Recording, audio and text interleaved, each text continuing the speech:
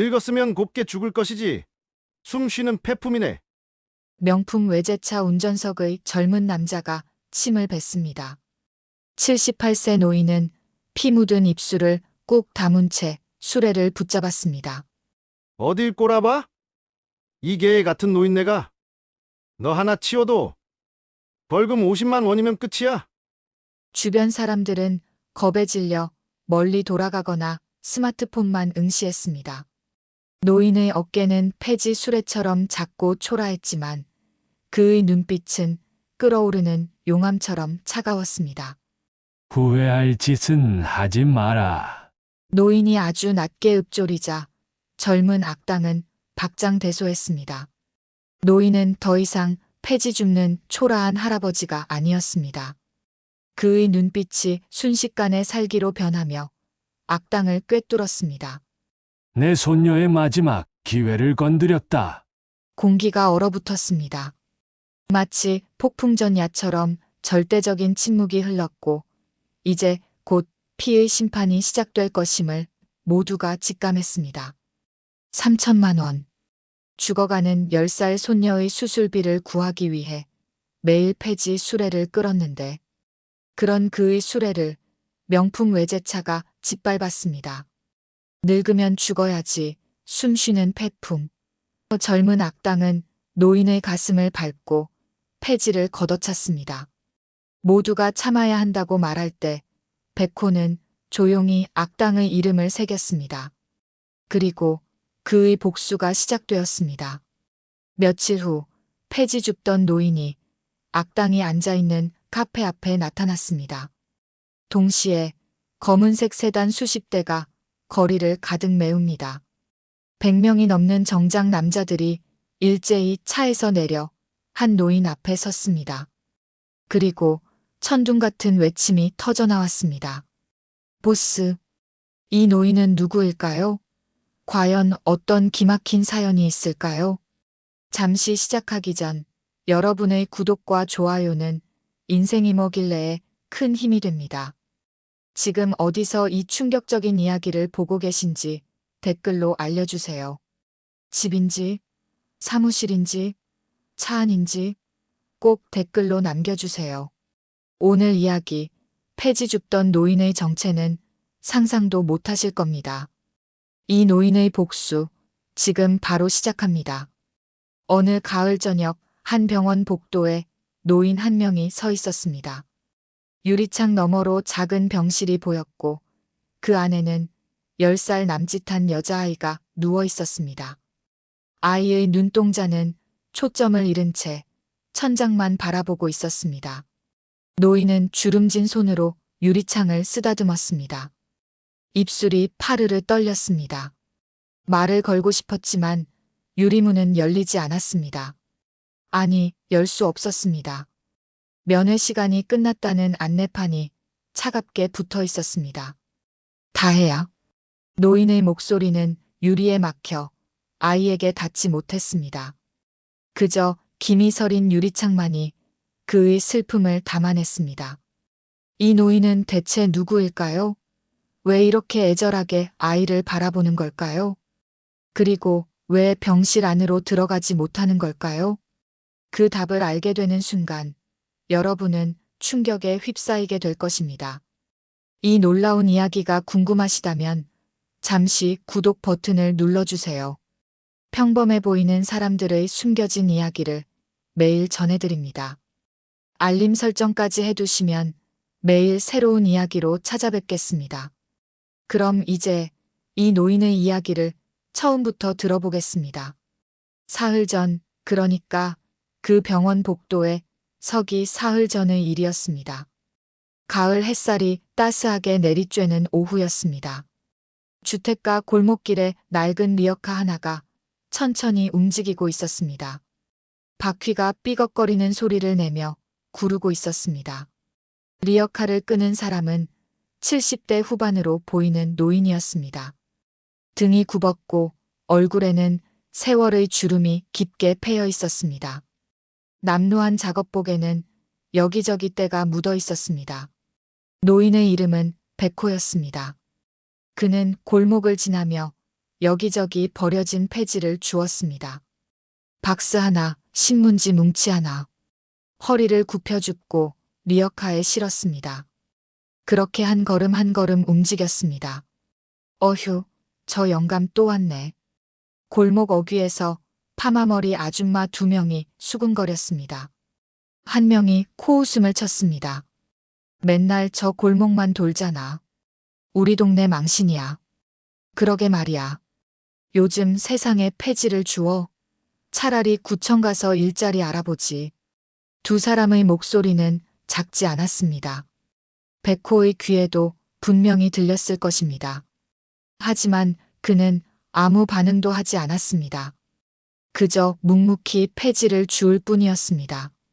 리어카가 골목을 빠져나와 큰 길로 접어들었습니다. 백호는 횡단보도 앞에서 멈춰 섰습니다. 신호를 기다리는 동안 그의 시선이 길 건너편 간판으로 향했습니다. 연쇄 소화 정신과 간판을 보는 백호의 눈빛이 흔들렸습니다.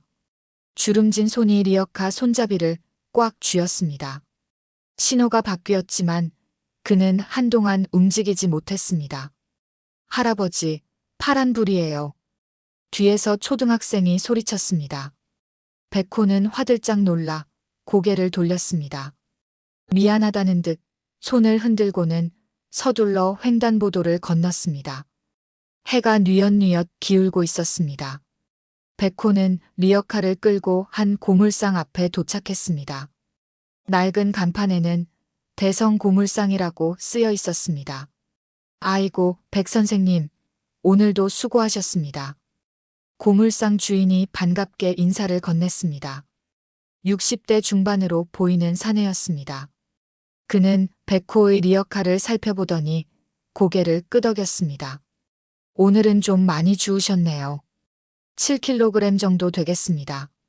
그럼 얼마나 될까요? 백호의 목소리는 낮고 쉰 목소리였습니다.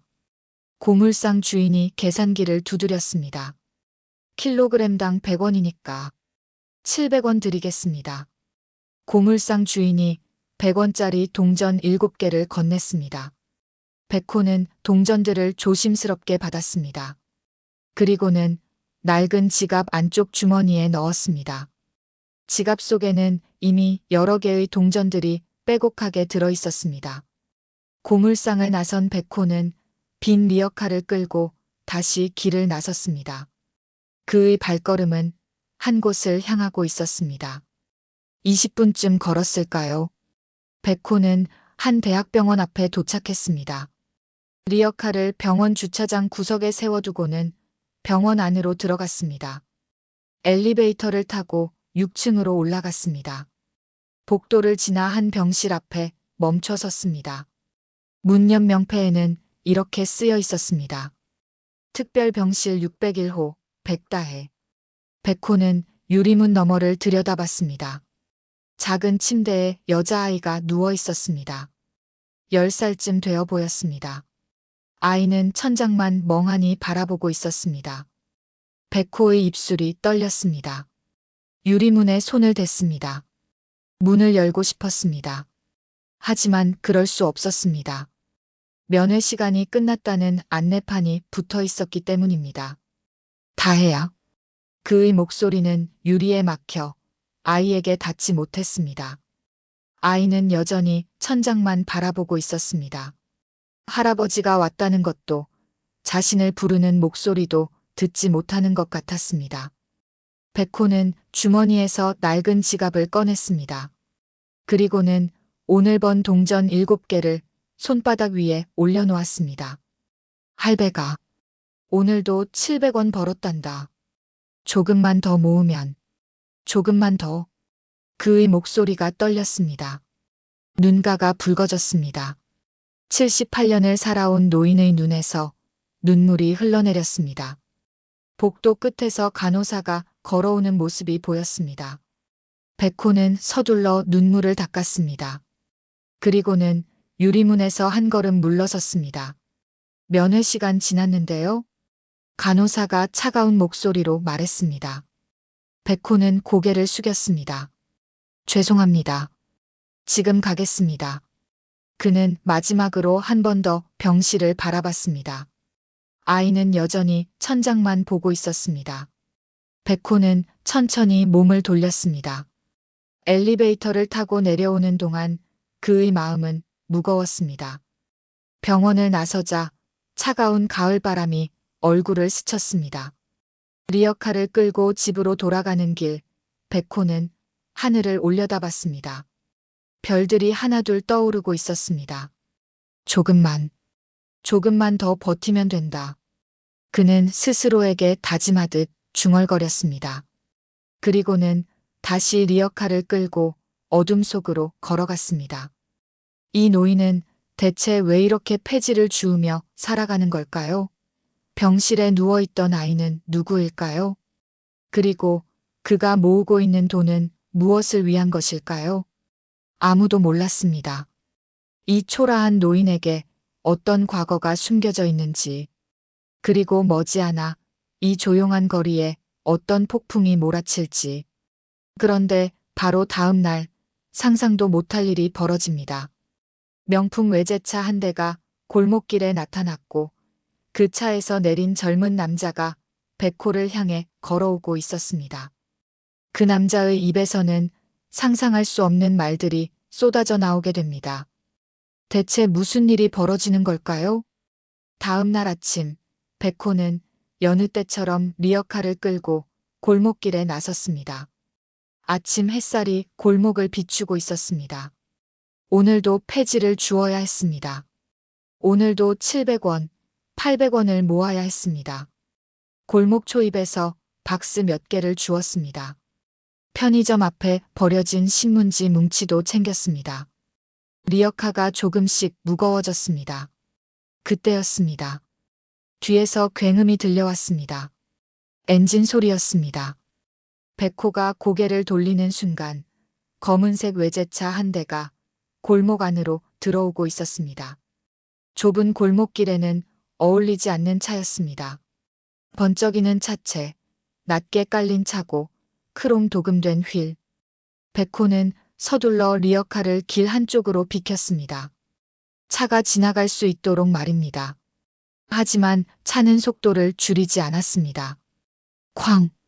차가 리어카를 그대로 들이받았습니다. 리어카가 옆으로 넘어졌습니다. 아침부터 주운 폐지들이 길바닥에 쏟아졌습니다. 박스가 굴러갔고 신문지가 바람에 날렸습니다. 백호는 그 자리에 얼어붙었습니다. 믿을 수 없다는 표정으로 차를 바라봤습니다. 차 문이 열렸습니다. 한 남자가 내렸습니다. 20대 후반으로 보이는 젊은 남자였습니다. 명품 점퍼에 명품 운동화, 손목에는 반짝이는 시계가 채워져 있었습니다. 머리는 깔끔하게 올백으로 넘겼고 선글라스를 끼고 있었습니다. 남자의 이름은 강태민이었습니다. 태민은 선글라스를 벗었습니다. 그리고는 넘어진 리어카를 내려다봤습니다. 비웃는 표정이었습니다. 어이, 영감. 그의 목소리는 차갑고 오만했습니다. 백호는 대답하지 않았습니다. 그저 넘어진 리어카를 바라볼 뿐이었습니다. 태민이 한 걸음 다가왔습니다. 명품 운동화 끝으로 바닥에 널린 폐지를 툭 찼습니다. 이게 뭐야, 쓰레기? 길바닥에 쓰레기 깔아놓고 장사하냐? 백호는 천천히 고개를 들었습니다. 태민과 눈이 마주쳤습니다. 백호의 눈빛에는 아무 감정도 없었습니다. 그저 조용히 태민을 바라볼 뿐이었습니다. 그 눈빛이 태민을 더 자극했습니다. 뭘 봐, 영감? 내가 웃겨? 응? 태민이 백호에게 더 가까이 다가왔습니다. 그리고는 주머니에서 담배 한 개비를 꺼내 입에 물었습니다. 라이터를 켜서 불을 붙였습니다. 담배 연기를 백호의 얼굴에 내뿜었습니다. 늙은이가 길바닥에서 쓰레기나 주우면서 뭐 하는 거야? 그냥 집에 처박혀 있던가. 백호는 여전히 아무 말이 없었습니다. 그저 묵묵히 서 있을 뿐이었습니다. 그 모습이 태민을 더욱 화나게 만들었습니다. 야, 내가 말하잖아. 귀 먹었어? 태민이 손을 뻗어 백호의 어깨를 확 밀었습니다. 백호의 몸이 뒤로 휘청였습니다. 78살 노인의 몸은 가볍게 밀려났습니다. 골목 어귀에서 이 모습을 보고 있던 사람들이 수군거리기 시작했습니다. 저 젊은 사람이 뭐 하는 거야? 노인한테 저러면 안 되는데. 하지만 아무도 나서지 않았습니다. 그저 멀리서 지켜볼 뿐이었습니다. 태민은 백호가 아무 반응도 하지 않자 더 흥분했습니다. 그는 담배를 바닥에 던지고 발로 비볐습니다. 그리고는 백호에게 다시 다가갔습니다. 야, 영감. 너 같은 놈들 때문에 이 동네가 더러워지는 거 알아?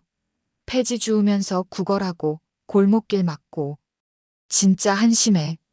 태민의 목소리가 점점 커졌습니다. 골목 전체에 울려 퍼졌습니다. 요즘 세상에 뭐 하는 짓거리야? 나라에서 돈도 주잖아.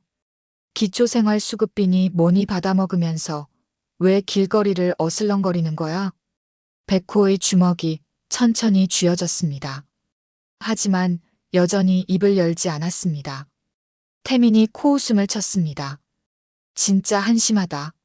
늙으면 조용히 있어야지. 아니면 그냥. 태민이 잠시 말을 멈췄습니다. 그리고는 비웃는 표정으로 말을 이었습니다. 죽어야지. 숨 쉬는 것도 아까운 폐품 같은 것들. 그 순간 주변이 조용해졌습니다. 수군거리던 사람들도 입을 다물었습니다. 태민의 말이 너무 과했기 때문입니다. 백호의 눈빛이 변했습니다. 처음으로 감정이 드러났습니다. 그것은 분노였습니다. 하지만 그는 여전히 말이 없었습니다. 태민은 백호의 변한 눈빛을 보고 오히려 신이 났습니다. 그는 한 걸음 더 다가가 백호의 가슴팍을 손가락으로 찔렀습니다. 왜 할 말 있어? 응? 그럼 해봐. 뭐라도 해보라고. 백호는 고개를 숙였습니다. 주먹을 천천히 풀었습니다. 그리고는 무릎을 굽혀 바닥에 널린 폐지를 줍기 시작했습니다. 태민이 비웃었습니다. 그래, 그게 내 주제지. 바닥이나 기어다니면서 쓰레기나 줍고. 백호는 한 장 한 장 폐지를 주었습니다. 손이 떨리고 있었습니다. 하지만 멈추지 않았습니다. 태민이 갑자기 발을 들어 백호가 모으고 있던 폐지를 걷어찼습니다. 폐지가 다시 사방으로 흩어졌습니다. 주우면 뭐해? 어차피 쓰레기인데. 백호가 다시 폐지를 주었습니다. 태민이 또 걷어찼습니다. 이것이 3번, 4번 반복됐습니다. 골목 어귀에서 지켜보던 사람들이 고개를 돌렸습니다. 차마 볼 수 없다는 표정들이었습니다. 하지만 여전히 아무도 나서지 않았습니다. 태민은 이제 지루하다는 표정을 지었습니다. 그는 마지막으로 백호를 내려다보며 말했습니다. 다음에 또 이 골목에서 보이면 그땐 가만 안 둔다. 알았어? 그리고는 몸을 돌려 차로 향했습니다. 차 문을 열고 올라타려는 순간이었습니다. 젊은 양반. 백호의 목소리가 들렸습니다. 낮고 쉰 목소리였습니다. 태민이 고개를 돌렸습니다. 백호는 천천히 일어서고 있었습니다. 등이 굽은 노인이 천천히, 아주 천천히 허리를 펴고 일어섰습니다. 뭐? 태민이 짜증스럽게 물었습니다. 백호는 태민을 똑바로 바라봤습니다. 그리고는 조용히 말했습니다. 젊은 양반 이름이 뭐라 하시오? 태민이 코웃음을 쳤습니다. 왜? 신고라도 하게? 좋아, 알려주지. 강태민. 기억해둬. 어차피 내가 뭘 할 수 있는 것도 아니지만. 백호는 고개를 끄덕였습니다. 그리고는 중얼거렸습니다. 강태민. 잊지 않겠소. 태민은 비웃으며 차에 올라탔습니다. 엔진을 걸었습니다. 차가 골목을 빠져나갔습니다. 요란한 배기음을 남기며 사라졌습니다. 백호는 그 자리에 서서 차가 사라지는 방향을 바라봤습니다. 오랫동안 그렇게 서 있었습니다. 주변 사람들이 조심스럽게 다가왔습니다. 괜찮으세요? 신고하셔야죠. 저런 놈은. 하지만 백호는 대답하지 않았습니다. 그저 다시 무릎을 굽혀 폐지를 줍기 시작했습니다. 한 장, 두 장. 천천히 묵묵히. 그날 저녁 백호는 주운 폐지를 팔았습니다. 오늘은 많이 주었습니다. 1200원을 받았습니다. 하지만 기쁘지 않았습니다. 병원에 갔습니다. 6층 병실 앞에 섰습니다. 유리문 너머로 손녀 다혜가 보였습니다. 오늘도 천장만 바라보고 있었습니다. 백호는 주머니에서 동전들을 꺼냈습니다. 손바닥 위에서 동전들이 덜그럭거렸습니다. 다혜야. 할배가 오늘은 1200원 벌었다. 그의 목소리가 떨렸습니다. 하지만 이번에는 눈물이 나오지 않았습니다. 대신 다른 감정이 차올랐습니다. 분노였습니다. 백호는 천천히 복도를 걸어 나왔습니다. 병원 로비에 공중전화가 있었습니다. 그는 동전 한 잎을 넣고 번호를 눌렀습니다. 외워둔 번호였습니다. 신호음이 3번 울렸습니다. 그리고 누군가 전화를 받았습니다. 여보세요? 중년 남자의 목소리였습니다. 백호는 잠시 침묵했습니다. 그리고는 입을 열었습니다. 나야. 전화 너머에서 숨소리가 멈췄습니다. 긴 침묵이 흘렀습니다. 그리고 떨리는 목소리가 들려왔습니다. 보스님. 백호는 조용히 말했습니다. 동진아. 내일 만나자. 장소는 내가 알지? 네, 보스님. 알고 있습니다. 전화가 끊어졌습니다. 백호는 수화기를 내려놓고 병원 밖으로 나왔습니다. 밤하늘에 별들이 떠 있었습니다. 차가운 가을바람이 불었습니다. 백호는 하늘을 올려다보며 중얼거렸습니다. 강태민. 내 이름을 잊지 않겠다. 그날 밤, 이 도시 어딘가에서 전화 한 통이 더 걸렸습니다. 동진물산 회장실에서 이동진이 누군가에게 전화를 걸고 있었습니다. 형님들, 내일 모이십시오. 보스님께서 부르셨습니다. 전화를 받은 사람들은 모두 같은 반응을 보였습니다. 믿을 수 없다는 침묵, 그리고 떨리는 목소리. 보스님이 살아계셨습니까? 이동진이 낮게 대답했습니다. 15년 만입니다. 보스님께서 다시 움직이십니다. 그 말이 무엇을 의미하는지 아무도 몰랐습니다. 하지만 한 가지는 확실했습니다. 조용했던 이 도시에 폭풍이 몰아치기 시작했다는 것. 그 폭풍의 중심에는 폐지 줍던 한 노인이 서 있었습니다. 다음 날 아침, 백호는 여느 때와 다른 옷을 입었습니다. 낡은 작업복이 아니었습니다. 오래된 검은색 양복이었습니다. 15년 동안 장롱 속에 넣어뒀던 옷이었습니다. 거울 앞에 섰습니다. 낡은 거울에 비친 자신의 모습을 바라봤습니다. 주름진 얼굴, 흰 머리, 구분 등. 세월은 많은 것을 앗아갔습니다. 하지만 눈빛만큼은 달랐습니다. 어제까지의 지친 눈빛이 아니었습니다. 무언가 결심한 사람의 눈빛이었습니다. 백호는 외출했습니다. 리어카는 집에 두고 갔습니다. 오늘은 폐지를 주울 날이 아니었습니다. 버스를 탔습니다. 시내를 벗어나 외곽으로 향했습니다. 40분쯤 달렸을까요? 한적한 곳에 내렸습니다. 걸어서 10분, 작은 야산 입구에 도착했습니다. 올라가는 길은 좁았습니다. 낙엽이 쌓여 있었습니다. 백호는 천천히 산길을 올랐습니다. 산 중턱쯤에 오래된 한옥 한 채가 있었습니다. 기와 지붕이 세월을 머금고 있었습니다. 담장은 낡았지만 정갈했습니다. 대문 앞에 섰습니다. 문패에는 아무것도 쓰여 있지 않았습니다. 백호는 문을 두드렸습니다. 들어오십시오. 안에서 목소리가 들렸습니다. 중년 남자의 목소리였습니다. 백호는 대문을 밀고 들어갔습니다. 마당에 사람들이 모여 있었습니다. 10여 명쯤 됐습니다. 모두 50대에서 60대 사이의 남자들이었습니다. 정장을 입은 사람도 있었고 작업복을 입은 사람도 있었습니다. 하지만 그들의 공통점이 하나 있었습니다. 백호를 보는 순간 모두 허리를 굽혔다는 것입니다. 형님. 한 목소리로 인사가 터져 나왔습니다. 백호는 천천히 고개를 끄덕였습니다. 마당 가운데 한 남자가 서 있었습니다. 60대 중반으로 보였습니다.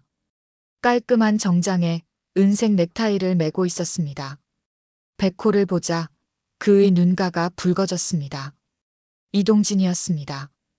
동진물산 회장이었습니다. 보스, 정말 오셨습니까?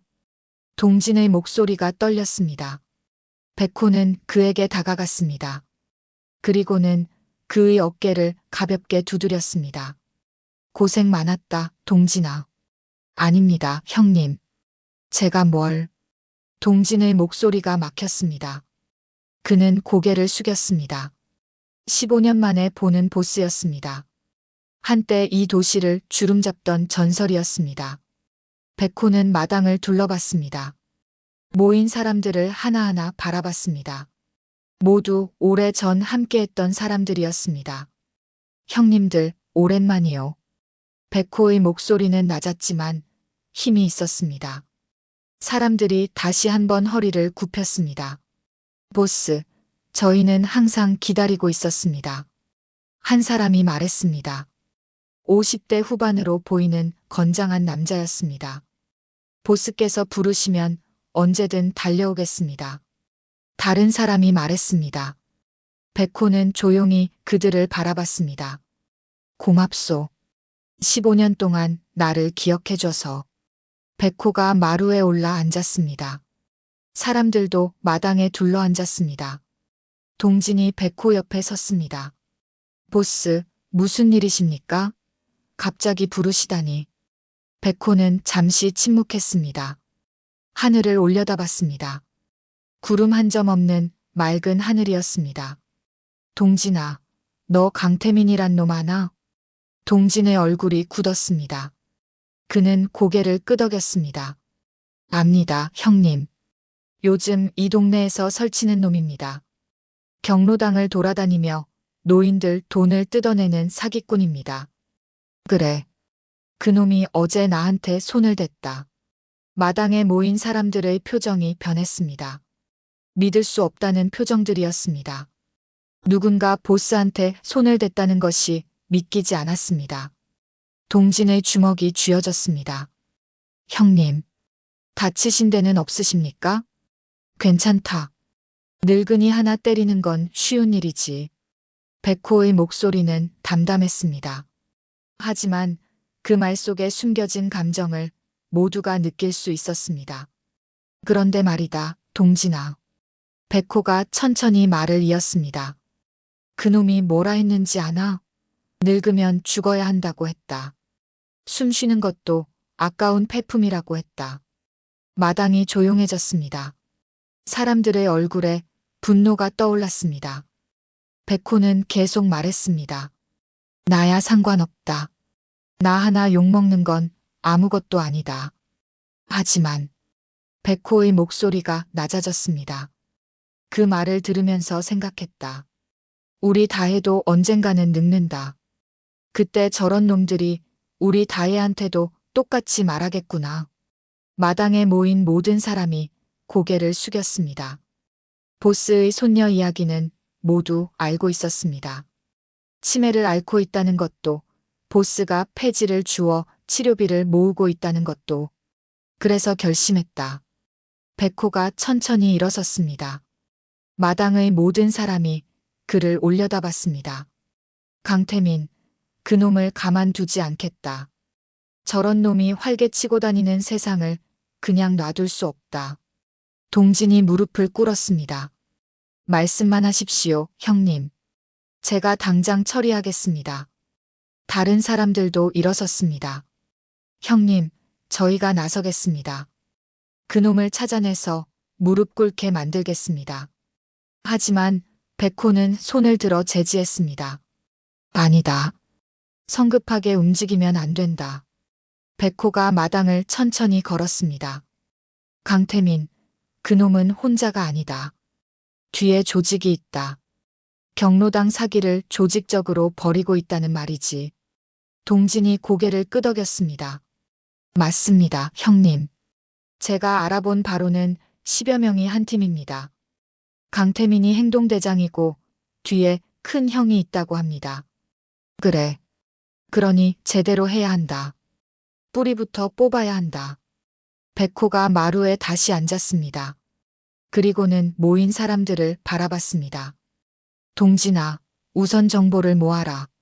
강태민이 어디 사는지, 누구랑 어울리는지, 돈은 어디서 나오는지, 모든 걸 파악해라. 알겠습니다, 형님. 그리고 형님들. 백호가 다른 사람들을 보았습니다. 아직은 움직이지 마시오. 때가 되면 내가 부르겠소. 그때까지 각자 자리에서 준비하고 계시오. 사람들이 고개를 숙였습니다. 명심하겠습니다, 형님. 모임이 끝났습니다. 사람들이 하나둘 떠났습니다. 마지막까지 남은 사람은 동진이었습니다. 동진은 백호에게 다가와 조심스럽게 물었습니다. 형님, 그런데 다혜는 괜찮습니까? 백호의 표정이 어두워졌습니다. 의사가 말하더군. 새로운 치료법이 있다고. 외국에서 들여온 약이라고. 그런데 비용이 얼마입니까? 3천만 원이라고 하더군. 동진이 즉시 말했습니다. 제가 드리겠습니다, 형님. 당장 준비하겠습니다. 하지만 백호는 고개를 저었습니다. 아니다. 너한테 신세 질 수 없다. 형님, 무슨 말씀을. 내가 번 돈으로 해야 한다. 그래야 다혜한테 떳떳하다. 동진은 더 이상 말하지 못했습니다. 보스의 고집을 아는 그였습니다. 하지만 형님, 폐지를 주어서 3천만 원을 모으려면 알고 있다. 시간이 오래 걸린다는 거. 백호가 하늘을 올려다봤습니다. 그래서 조금 서두르려고 한다. 강태민 그놈이 모아둔 돈, 노인들한테서 뜯어낸 그 돈을 다시 찾아올 생각이다. 동진의 눈이 커졌습니다. 형님, 그럼. 그래. 그 돈을 다혜 치료비로 쓸 것이다. 어차피 노인들한테서 훔친 돈이다. 노인인 내가 쓰면 되지 않겠나. 동진이 무릎을 꿇고 말했습니다. 형님, 제가 돕겠습니다. 무슨 일이든 시키십시오. 백호가 동진의 어깨를 두드렸습니다. 고맙다, 동진아. 그럼 우선 정보부터 모아다오. 일주일 안에 모든 걸 파악하자. 알겠습니다, 형님. 해가 중천에 떠 있었습니다. 백호는 한옥을 나섰습니다. 산길을 내려가며 주머니에서 낡은 지갑을 꺼냈습니다. 지갑 안에는 동전들이 들어 있었습니다. 다혜야, 할배가 곧 약을 사줄 수 있을 거다. 그는 중얼거리며 산을 내려갔습니다. 그날 밤 동진은 사무실에서 전화를 걸었습니다. 여러 사람에게 연락을 돌렸습니다. 정보를 모으라는 지시였습니다. 이틀 후 동진의 책상 위에 서류 한 뭉치가 쌓였습니다. 강태민에 관한 모든 정보였습니다. 사는 곳, 다니는 곳, 만나는 사람들, 계좌 내역까지. 동진은 서류를 들고 백호를 찾아갔습니다. 백호는 여전히 폐지를 주우며 지내고 있었습니다. 겉으로는 아무 일도 없는 것처럼. 형님, 자료를 가져왔습니다. 동진이 서류를 건넸습니다. 백호는 서류를 천천히 읽었습니다. 읽으면 읽을수록 표정이 굳어졌습니다. 이놈이 경로당을 12곳이나 돌았구나. 네, 형님. 그리고 각 경로당에서 평균 500만 원씩 뜯어냈습니다. 6천만 원. 백호의 주먹이 쥐어졌습니다. 그 돈이 지금 어디 있지? 강태민 명의 계좌에 있습니다. 아직 빼돌리지 않았습니다. 백호는 서류를 내려놓았습니다. 그리고는 창밖을 바라봤습니다. 좋아. 이제 움직일 때가 됐다. 동진이 허리를 굽혔습니다. 명령만 내리십시오, 형님. 백호가 천천히 말했습니다. 내일 강태민을 만나러 간다. 너희들은 뒤에서 지켜봐라. 내가 신호를 보낼 때까지 기다려라. 알겠습니다, 형님. 다음 날 아침이 밝았습니다. 백호는 다시 리어카를 끌고 나섰습니다. 하지만 오늘은 목적지가 달랐습니다. 강태민이 자주 간다는 카페였습니다. 고급 주택가에 있는 카페였습니다. 백호는 카페 앞 골목에서 리어카를 세웠습니다. 오전 11시쯤 검은색 외제차가 카페 앞에 멈췄습니다. 차에서 강태민이 내렸습니다. 명품 옷을 입고 선글라스를 낀 모습이었습니다. 태민이 카페로 들어가려는 순간 백호가 그 앞을 지나갔습니다. 일부러 리어카를 끌고 천천히 지나갔습니다. 태민이 백호를 알아봤습니다. 그의 얼굴에 비웃음이 번졌습니다. 이거 누구야? 저번에 그 영감 아니야? 백호는 멈춰섰습니다. 천천히 고개를 돌려 태민을 바라봤습니다. 오래간만이요, 젊은 양반. 태민이 킥킥 웃었습니다. 아직도 패지나 줍고 다니네. 내가 뭐라 했지? 이 동네에서 다시 보이지 말라고 했잖아. 백호는 아무 말 없이 태민을 바라봤습니다. 그 눈빛이 예사롭지 않았습니다. 태민이 백호에게 다가왔습니다. 야, 영감. 귀가 먹었어? 내 말 안 들려? 그때였습니다. 골목 입구에서 검은색 세단 5대가 나타났습니다. 차들이 일렬로 늘어서며 골목을 막았습니다. 차 문이 열렸습니다. 정장을 입은 남자들이 내렸습니다. 10여 명, 20명, 30명. 순식간에 100명이 넘는 사람들이 골목을 가득 메웠습니다. 모두 백호를 향해 허리를 굽혔습니다. 보스. 천둥 같은 외침이 골목에 울려 퍼졌습니다. 강태민의 얼굴이 하얗게 질렸습니다. 강태민의 얼굴이 하얗게 질렸습니다. 100명이 넘는 남자들이 골목을 가득 메우고 있었습니다. 모두 검은색 정장을 입었습니다. 모두 한 사람을 향해 허리를 굽히고 있었습니다. 폐지 줍던 그 노인을 향해서. 이게 무슨. 태민의 목소리가 떨렸습니다. 백호는 천천히 태민에게 다가갔습니다. 리어카는 그냥 두고 왔습니다. 이제 필요 없었습니다. 젊은 양반, 나를 기억하시오? 백호의 목소리는 여전히 낮았습니다. 하지만 그 안에 담긴 힘이 달랐습니다. 더 이상 폐지 줍는 노인의 목소리가 아니었습니다. 태민은 뒷걸음질 쳤습니다. 하지만 뒤에는 이미 사람들이 막아서고 있었습니다. 너 누구야? 뭐 하는 짓이야? 백호가 한 발 더 다가갔습니다. 내가 누구냐고? 어제 내가 뭐라 했지? 늙으면 죽어야 한다고 했지. 숨 쉬는 것도 아까운 폐품이라고. 그건. 그래, 나는 늙었소. 폐지나 주우며 사는 늙은이요. 하지만 말이요, 젊은 양반. 백호의 눈빛이 차갑게 변했습니다. 늙은이라고 만만하게 본 내가 잘못이요. 그 순간 동진이 앞으로 나섰습니다. 손에 서류 뭉치를 들고 있었습니다. 강태민, 29세. 무직. 하지만 계좌에는 6천만 원이 들어있지. 동진이 서류를 펼쳤습니다. 그 돈이 어디서 났는지 아나?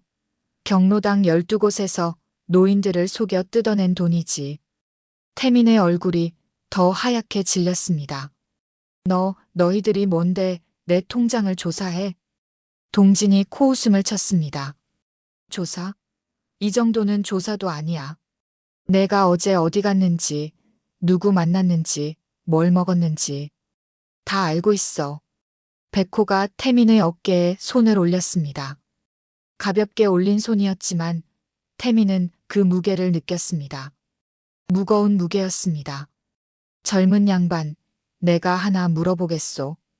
그 6천만 원 어떻게 쓸 생각이었소? 그건 차 바꾸려고, 명품 옷 사려고, 술집 가려고. 백호의 목소리가 낮아졌습니다. 그 돈은 노인들이 평생 모은 돈이요. 자식 키우느라, 손주 뒷바라지하느라 모은 돈이요. 그걸 내가 뭐라고 했지? 쓰레기? 태미는 아무 말도 하지 못했습니다. 백호가 손을 걷었습니다. 그리고는 동진을 바라봤습니다. 동진아, 계획대로 하자. 알겠습니다, 형님. 동진이 손짓을 했습니다. 뒤에 있던 남자 몇 명이 앞으로 나왔습니다. 손에 카메라와 녹음기를 들고 있었습니다. 강태민, 지금부터 내가 한 일을 전부 말해라. 경로당에서 어떻게 노인들을 속였는지, 얼마를 뜯어냈는지. 미쳤어? 내가 왜 그걸 말해? 동진이 차갑게 웃었습니다. 선택은 두 가지야. 하나, 지금 여기서 우리한테 말하고 경찰에 자수하기. 둘, 입 다물고 버티다가 우리 방식대로 당하기. 태민의 얼굴에 땀이 흘렀습니다. 내 방식이라니? 백호가 조용히 말했습니다. 옛날에는 말이요. 이런 놈들을 어떻게 했는지 아시오? 손가락을 하나씩 잘랐소. 물론 지금은 그런 시대가 아니니 안 하겠소. 태민이 안도의 한숨을 쉬려는 순간이었습니다. 대신 내가 훔친 돈의 10배를 갚게 만들겠소. 6천만 원의 10배. 6억. 평생 일해도 못 갚을 돈이지. 6억이라고? 그래. 이자까지 합치면 더 늘어날 거요. 그리고 우리는 참을성이 많지. 10년이고 20년이고 기다릴 수 있소. 내가 어디 가든 뭘 하든 평생 따라다니면서 받아낼 거요. 태민의 다리가 후들거렸습니다. 그는 주저앉았습니다. 나는 그냥 시키는 대로 한 거야. 큰 형이 시켜서. 큰 형? 동진이 물었습니다. 태민이 떨리는 목소리로 말했습니다. 박민수. 그 사람이 조직 보스야. 나는 그냥 행동대장일 뿐이고. 동진이 백호를 바라봤습니다. 백호는 고개를 끄덕였습니다. 계속 말해보시오.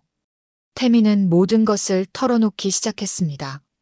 박민수라는 인물이 어떻게 조직을 만들었는지, 경로당을 어떻게 찾아내는지, 노인들을 어떻게 속이는지, 모든 것을. 카메라가 그 모습을 담았습니다. 녹음기가 그의 목소리를 기록했습니다. 10분쯤 지났을까요? 태민의 자백이 끝났습니다. 그는 땀범벅이 되어 바닥에 주저앉아 있었습니다. 백호는 동진에게 말했습니다. 이걸 경찰에 넘겨라. 그리고 언론에도 흘려라. 알겠습니다, 형님. 그때였습니다. 골목 입구에서 사이렌 소리가 들렸습니다. 경찰차 여러 대가 멈춰 섰습니다. 차에서 사람들이 내렸습니다. 형사복을 입은 사람들이었습니다. 그중 한 사람이 앞으로 걸어왔습니다. 30대 중반으로 보이는 여자였습니다. 단정한 정장에 짧은 머리, 차갑고 날카로운 눈빛이었습니다. 여자가 골목 안을 둘러봤습니다. 100명이 넘는 남자들, 주저앉은 강태민, 그리고 중앙에 서 있는 백호. 여자가 백호를 똑바로 바라봤습니다. 불법 집회 및 협박 혐의로 조사하겠습니다. 모두 신분증 제시하세요. 차갑고 단호한 목소리였습니다. 동진이 한 발 앞으로 나섰습니다. 우리는 정당하게 100명이 넘게 모여서 한 사람을 포위했다고요? 이게 정당한 행동입니까? 여자가 동진의 말을 잘랐습니다. 그리고는 다시 백호를 바라봤습니다. 당신, 이 모임의 주동자죠? 따라오세요. 백호는 여자를 가만히 바라봤습니다. 오랫동안 바라봤습니다. 주변이 조용해졌습니다. 여자도 백호를 바라봤습니다. 둘의 시선이 공중에서 부딪혔습니다. 그리고 백호가 천천히 입을 열었습니다. 지수야. 여자의 눈빛이 흔들렸습니다. 하지만 곧 다시 차갑게 굳었습니다. 저를 아는 척하지 마세요. 서지수 특수부 검사입니다. 그리고 당신은 피의자입니다. 백호는 쓸쓸하게 웃었습니다. 검사가 됐구나. 아버지는 축하한다, 지수야. 아버지라고 부르지 마세요. 지수의 목소리가 떨렸습니다. 하지만 단호했습니다. 15년 전 집을 나가신 분이 무슨 아버지입니까? 주변 사람들이 숨을 죽였습니다. 보스의 딸이 검사라는 사실, 그리고 둘이 15년 동안 만나지 않았다는 사실. 백호는 고개를 숙였습니다. 미안하다, 지수야. 아버지가 잘못했다. 사과는 법정에서 하세요. 지금은 조사를 받으셔야 합니다. 지수가 손짓했습니다. 형사 2명이 백호에게 다가왔습니다. 잠깐만. 동진이 나섰습니다. 형님은 아무 잘못도 하지 않았습니다. 우리는 범죄자를 잡으려고 한 겁니다. 지수가 동진을 쏘아봤습니다. 범죄자를 잡는 건 경찰과 검찰의 일입니다. 사적 제재는 불법입니다. 하지만 더 이상 말하면 방해 혐의까지 추가됩니다. 지수의 목소리는 단호했습니다. 동진은 더 이상 말하지 못했습니다. 백호가 동진의 어깨를 두드렸습니다. 괜찮다, 동진아. 내가 가겠다. 하지만 형님, 걱정 마라. 나는 아무것도 안 했으니까. 백호는 형사들을 따라 경찰차로 향했습니다. 지수가 뒤따라왔습니다. 차에 타기 직전 백호가 지수를 돌아봤습니다. 지수야, 너 기억하나? 내가 어렸을 때 아버지가 뭐라고 했는지. 지수는 대답하지 않았습니다. 백호가 조용히 말을 이었습니다. 정의는 법에만 있는 게 아니라고 했지. 때로는 법이 닿지 못하는 곳에도 정의가 필요하다고. 그 말은 틀렸습니다. 지수가 차갑게 말했습니다. 법이 닿지 못하는 곳은 없습니다. 다만 법을 제대로 집행하지 못할 뿐입니다. 그리고 사적 제재는 절대 정의가 될 수 없습니다. 백호는 고개를 끄덕였습니다. 그래, 내 말이 맞다. 아버지 방식은 틀렸어. 하지만 백호가 잠시 말을 멈췄습니다. 아버지는 내 방식으로는 지킬 수 없는 사람들을 지키고 있단다. 지수는 아무 대답도 하지 않았습니다. 백호가 경찰차에 올라탔습니다. 차 문이 닫혔습니다. 경찰차가 출발했습니다. 지수는 그 차를 바라봤습니다. 오랫동안 바라봤습니다. 검사님, 옆에 있던 형사가 조심스럽게 물었습니다. 괜찮으십니까? 지수는 고개를 돌렸습니다. 그리고는 차갑게 말했습니다. 괜찮습니다. 일을 계속하죠. 하지만 그녀의 손이 떨리고 있었습니다. 주먹을 꽉 쥐어 떨림을 멈추려 했지만 소용없었습니다. 15년 만에 본 아버지였습니다. 폐지 줍는 늙은이가 되어 있었습니다. 한때 이 도시를 주름잡던 보스가 이제는 등 굽은 노인이 되어 있었습니다. 지수는 눈을 감았습니다. 어린 시절이 떠올랐습니다. 지수야, 아빠는 나쁜 사람이야. 아니야, 아빠는 나쁜 사람 아니야. 나쁜 사람이야. 법을 어기니까. 하지만 아빠는 법이 지키지 못하는 사람들을 지켜야 해. 그럼 나는 커서 법을 만드는 사람이 될 거야. 아빠가 나쁜 사람 안 되게. 그때 아버지가 웃었습니다. 따뜻하게 웃었습니다. 그래, 우리 딸이 훌륭한 사람이 되겠구나. 하지만 그 후 1년도 안 돼서 사건이 터졌습니다. 조직한 전쟁이었습니다. 아버지는 피투성이가 되어 집에 돌아왔습니다. 그리고 말했습니다. 지수야, 아빠는 이제 떠나야 해. 미안하다.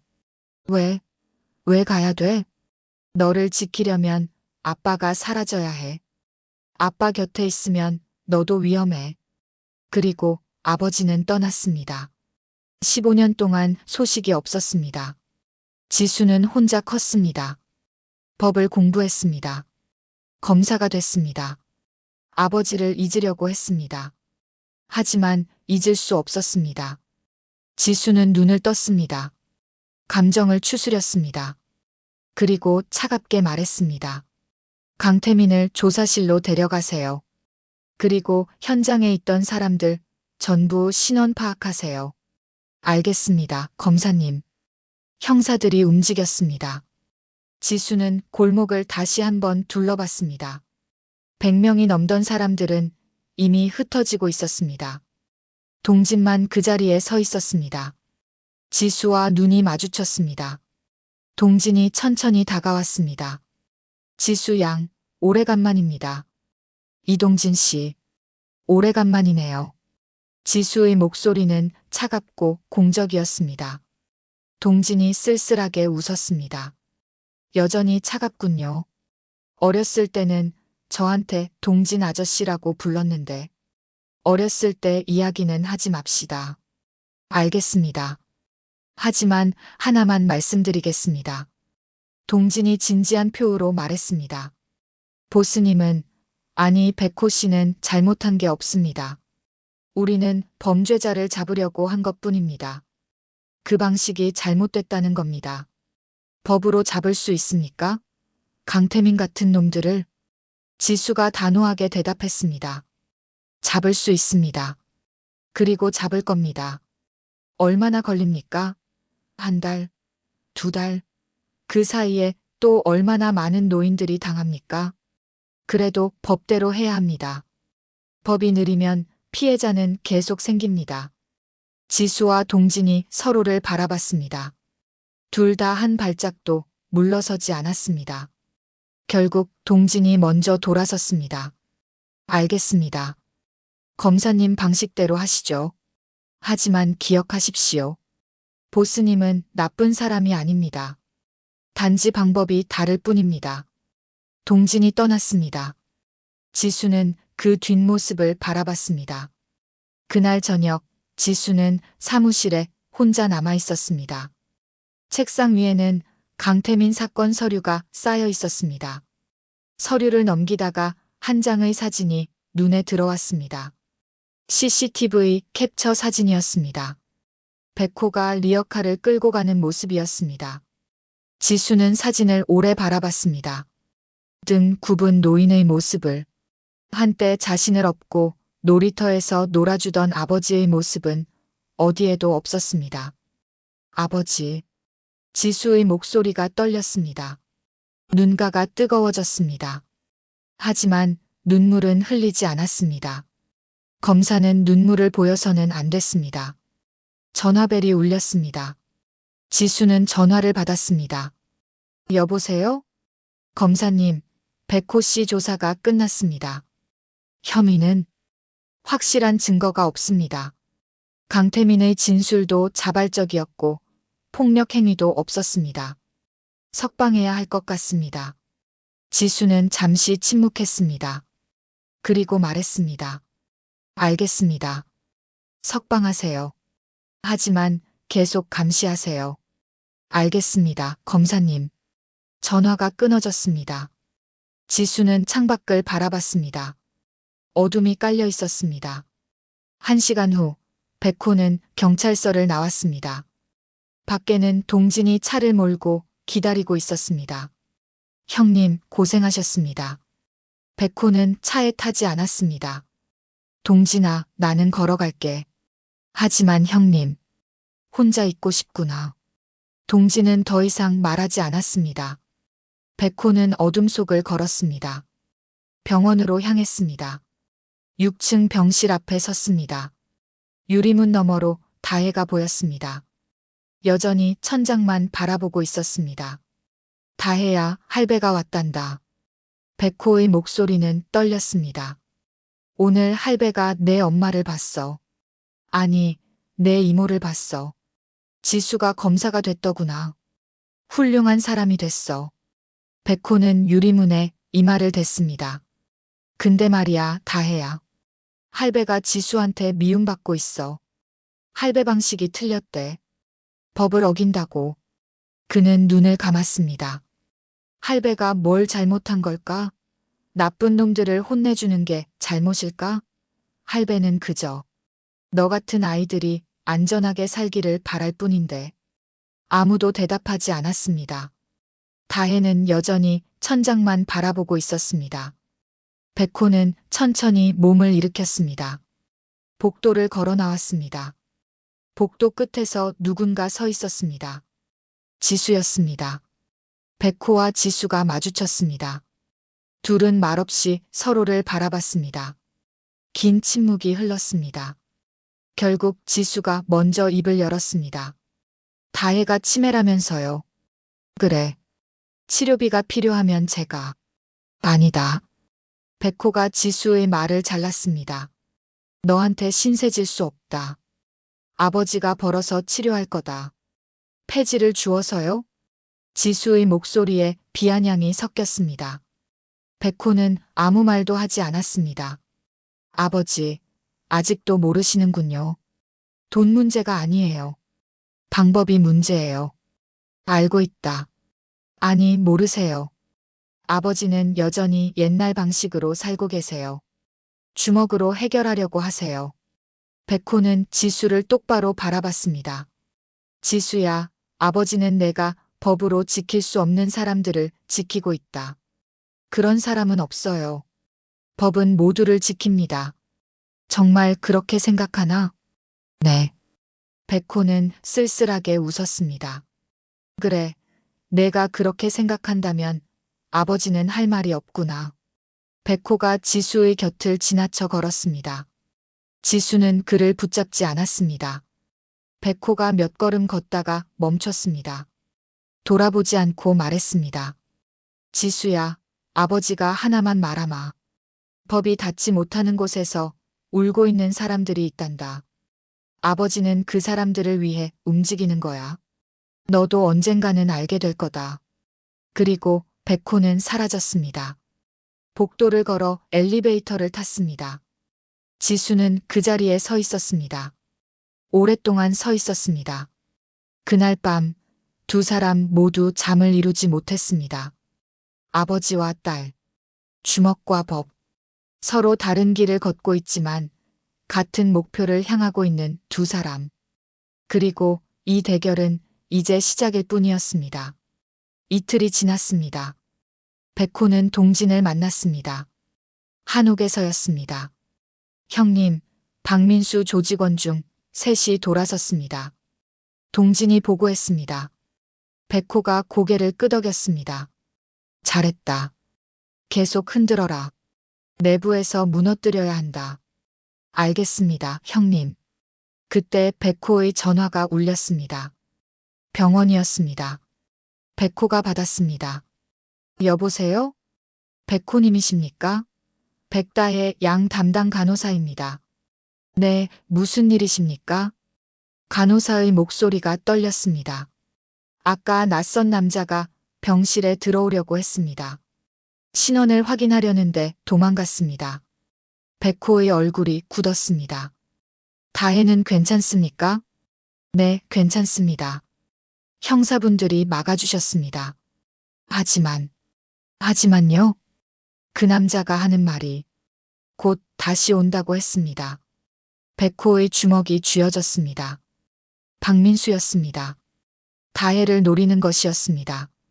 알겠습니다. 제가 곧 가겠습니다. 전화를 끊었습니다. 백호가 동진을 바라봤습니다. 박민수가 다혜를 건드렸다. 동진의 얼굴이 굳었습니다. 형님, 당장 병원 경비를 늘리겠습니다. 그것만으로는 부족하다. 백호가 일어섰습니다. 박민수를 끝장내야 한다. 지금 당장. 어떻게 하시겠습니까? 박민수 아지트를 찾아낸다. 그리고 쳐들어간다. 동진이 망설였습니다. 형님, 지수 검사가 계속 감시하고 있습니다. 자칫하면 상관없다. 내 손녀를 건드린 놈은 용서할 수 없다. 백호의 눈빛이 차갑게 변했습니다. 15년 전 조직 전쟁 때의 그 눈빛이었습니다. 형님들을 모아라. 오늘 밤에 움직인다. 알겠습니다, 형님. 그날 밤 강남의 한 오피스텔 앞에 검은색 세단 10대가 멈췄습니다. 차에서 남자들이 내렸습니다. 50명 정도였습니다. 백호가 앞장섰습니다. 건물 안으로 들어갔습니다. 엘리베이터를 타고 10층으로 올라갔습니다. 천호 앞에 섰습니다. 문을 두드렸습니다. 누구세요? 안에서 목소리가 들렸습니다. 백호가 대답했습니다. 택배요. 문이 열렸습니다. 한 남자가 얼굴을 내밀었습니다. 그 순간 백호가 문을 확 밀었습니다. 남자가 넘어졌습니다. 백호가 안으로 들어갔습니다. 뒤따라 사람들이 쏟아져 들어왔습니다. 거실에 박민수가 있었습니다. 소파에 앉아 술을 마시고 있었습니다. 백호를 보자 놀란 표정을 지었습니다. 백호? 박민수, 내가 감히 내 손녀를 건드렸다고? 박민수가 웃었습니다. 하지만 떨리는 웃음이었습니다. 건드린 게 아니야. 그냥 인사하러 갔을 뿐이야. 거짓말하지 마라. 백호가 박민수에게 다가갔습니다.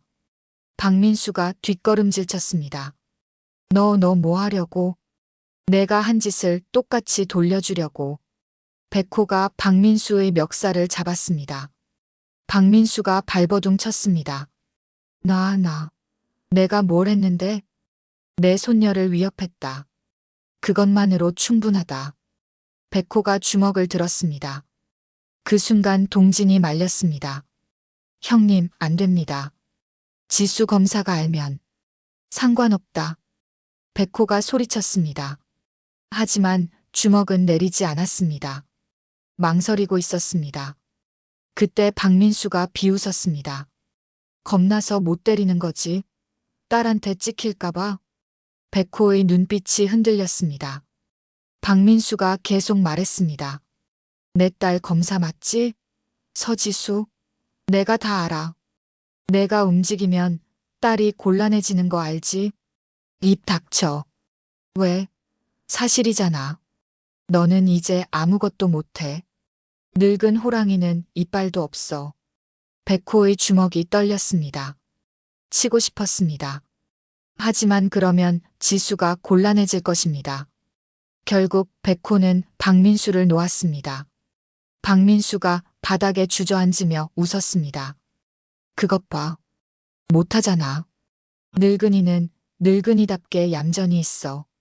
백호는 돌아섰습니다. 사람들에게 손짓했습니다. 가자. 형님? 동진이 놀란 표정으로 물었습니다. 백호가 조용히 말했습니다. 지수 방식대로 하자. 법으로 해결하자. 박민수가 깔깔 웃었습니다. 법으로 날 어떻게 해? 증거도 없잖아. 백호는 대답하지 않았습니다. 밖으로 나왔습니다. 복도에 섰습니다. 주먹을 쥐고 있었습니다. 떨리고 있었습니다. 분노 때문이 아니었습니다. 무력감 때문이었습니다. 형님. 동진이 다가왔습니다. 백호가 말했습니다. 동진아, 나는 이제 늙었다. 주먹으로는 아무것도 할 수 없다. 그런 말씀 마십시오. 사실이다. 예전 같았으면 박민수 정도는 1초 만에 제압했다. 하지만 지금은 딸 생각에 손도 못 댄다. 백호는 하늘을 올려다봤습니다. 나는 정말 늙었구나. 그날 밤 백호는 혼자 거리를 걸었습니다. 리어카를 끌고 폐지를 주었습니다. 하지만 마음은 무거웠습니다. 박민수를 제압하지 못했습니다. 손녀를 지키지 못했습니다. 무력했습니다. 병원에 갔습니다. 6층 병실 앞에 섰습니다. 유리문 너머로 다혜가 보였습니다. 잠들어 있었습니다. 다혜야, 미안하다. 할배가 너를 지키지 못했다. 백호의 목소리가 떨렸습니다. 그때 뒤에서 목소리가 들렸습니다. 아버지. 지수였습니다. 백호가 돌아봤습니다. 지수야. 오늘 박민수 오피스텔에 가셨죠? 백호는 대답하지 않았습니다. 지수가 계속 말했습니다. 아버지, 그렇게 하시면 안 됩니다. 법을 어기시면 제가 아버지를 보호할 수 없어요. 알고 있다. 그럼 왜 가신 겁니까? 다혜를 지키려고. 지수의 눈빛이 흔들렸습니다. 아버지, 제가 다혜를 지킬게요. 법으로 지킬게요.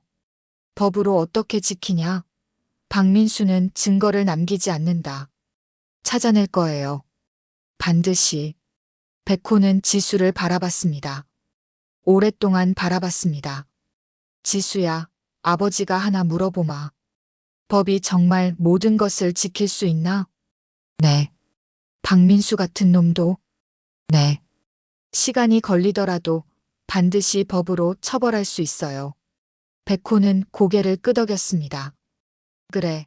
아버지는 내 방식을 믿어보겠다. 하지만 기억해라. 만약 법이 다혜를 지키지 못하면 그때는 아버지 방식대로 할 거다. 그런 일은 없을 거예요. 없기를 바란다. 백호가 떠났습니다. 복도를 걸어 엘리베이터를 탔습니다. 지수는 병실을 바라봤습니다. 유리문 너머 다혜가 잠들어 있었습니다. 지수는 다짐했습니다. 반드시 법으로 박민수를 잡겠다고. 그날 밤 동지는 사무실에 혼자 앉아 있었습니다. 박민수 관련 자료를 보고 있었습니다. 전화가 울렸습니다. 모르는 번호였습니다. 동지는 전화를 받았습니다. 여보세요? 이동진 회장님, 오래간만입니다. 낯선 목소리였습니다. 하지만 어딘가 익숙한 목소리였습니다. 누구십니까? 15년 전을 기억하십니까? 조직 전쟁 때. 동진의 얼굴이 굳었습니다. 당신. 네, 맞습니다. 저는 강진호입니다. 동진이 숨을 죽였습니다. 강진호. 15년 전 백호를 배신한 그 사람. 죽었다고 알려진 그 사람. 당신 죽었다고 들었는데 죽은 척 했습니다. 살아남으려고. 무슨 목적으로 전화했습니까? 거래하려고요. 백호의 비자금 위치를 알려드릴 테니 그 돈을 나눠 가시다. 동진의 눈이 커졌습니다. 어떻게 당신이? 15년 전 제가 백호 곁에 있었습니다. 비자금을 숨길 때 몰래 지켜봤습니다. 동진은 전화를 끊으려 했습니다. 하지만 강진호가 말했습니다. 회장님 아들 말입니다. 미국에 있는. 동진의 손이 멈췄습니다. 내 아들이 왜? 박민수가 노리고 있습니다. 회장님이 협조하지 않으면 아들이 위험합니다. 감히. 생각해 보십시오.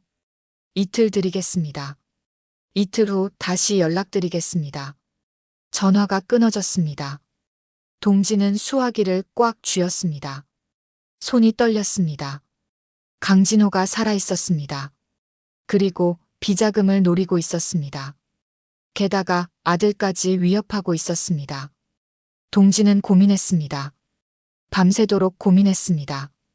형님을 배신해야 하는가? 아들을 지켜야 하는가? 그리고 새벽이 밝았을 때 동진은 아직 결정하지 못했습니다. 한편 박민수는 자신의 사무실에서 웃고 있었습니다. 강진호, 잘하고 있어. 이동진을 흔들어. 백호 조직을 내부에서 무너뜨려. 전화기 너머로 강진호의 목소리가 들렸습니다. 알겠습니다, 보스. 이동진은 곧 넘어올 겁니다. 좋아. 그럼 백호의 비자금을 손에 넣는다. 3천억이면 평생 놀고 먹을 수 있어. 박민수는 창밖을 바라봤습니다. 백호, 내가 아무리 전설이어도 돈 앞에서는 다 무너진다. 내 가장 믿는 동진도 배신할 거야. 폭풍이 몰려오고 있었습니다. 백호는 아직 모르고 있었습니다. 가장 가까운 곳에서 배신이 준비되고 있다는 것을.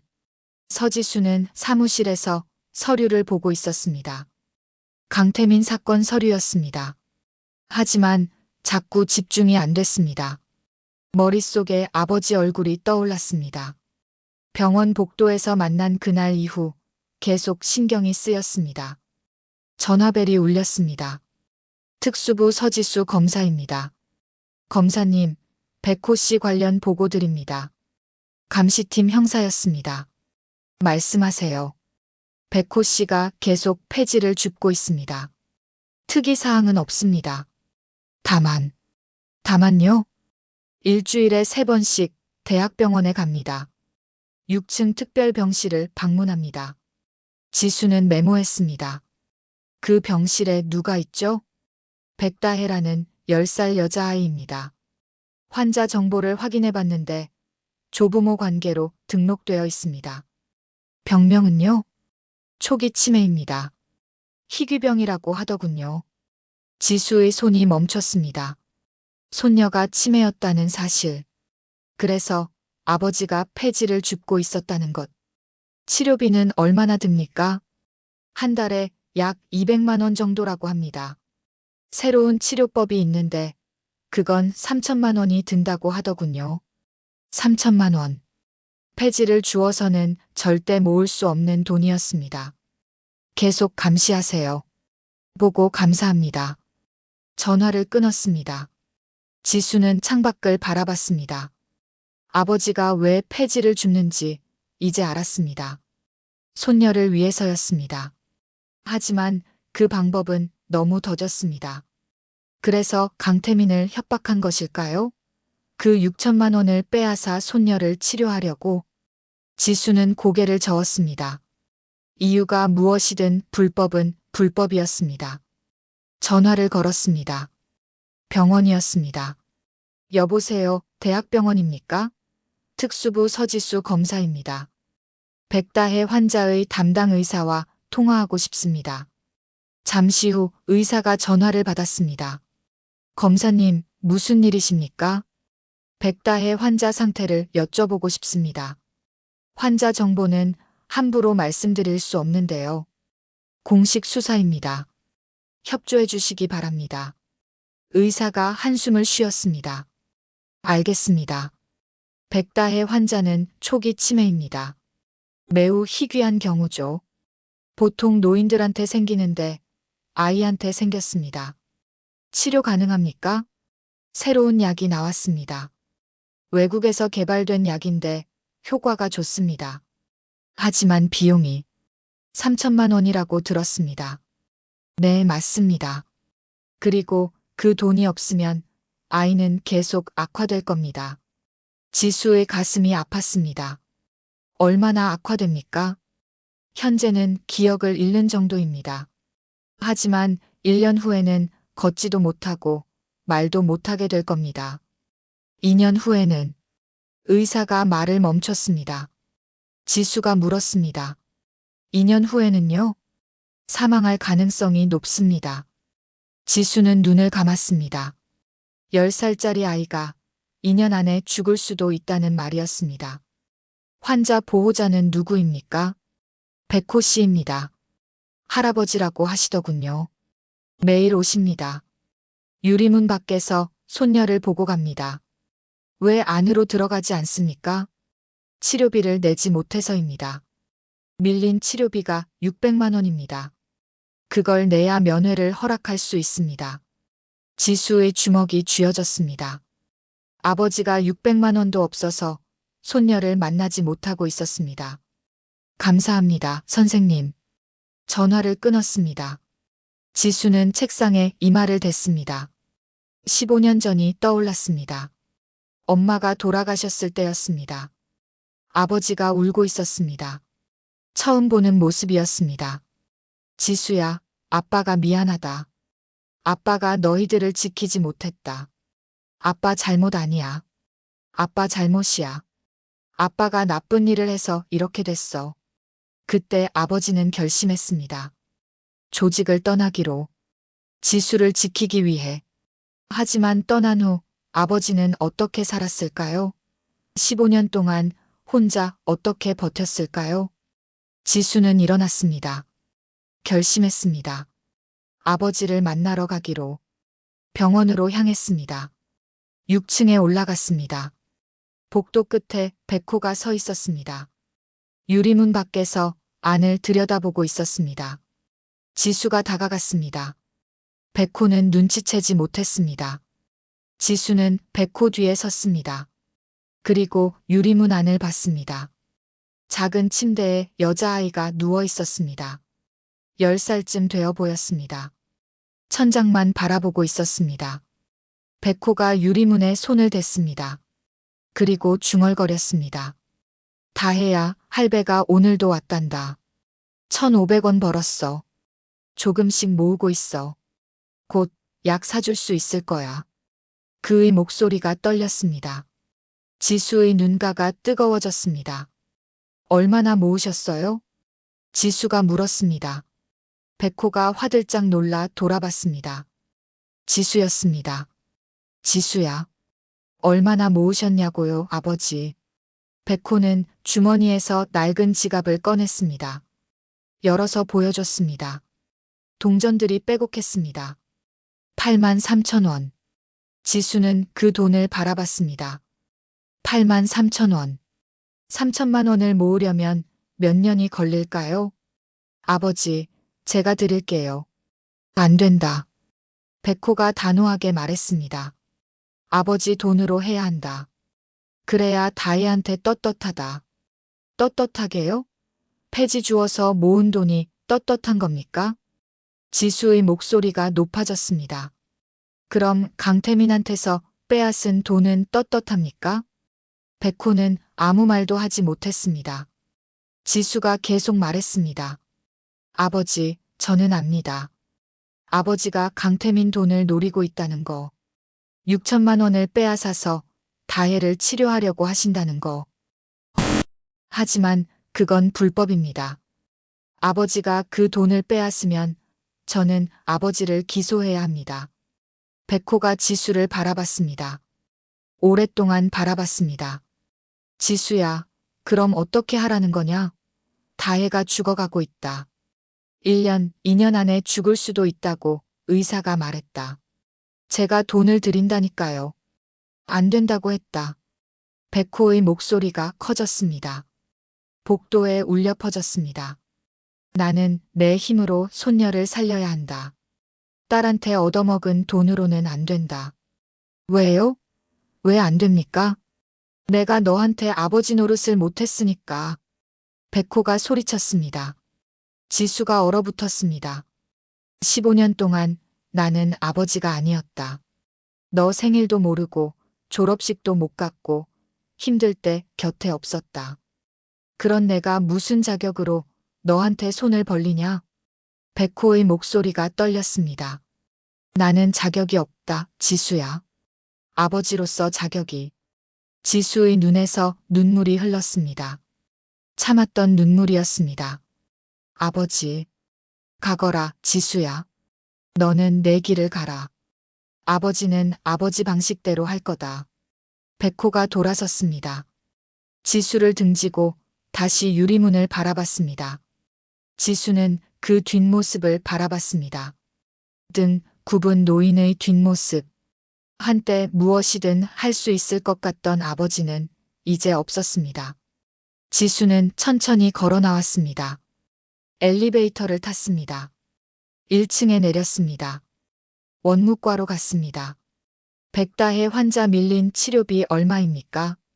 600만 원입니다. 제가 내겠습니다. 지수는 카드를 건넸습니다. 직원이 놀란 표정으로 물었습니다. 환자분과 무슨 관계이십니까? 이모입니다. 결제가 됐습니다. 영수증을 받았습니다. 지수는 영수증을 주머니에 넣었습니다. 병원을 나왔습니다. 차에 올라탔습니다. 핸들을 꽉 잡았습니다. 눈물이 계속 흘렀습니다.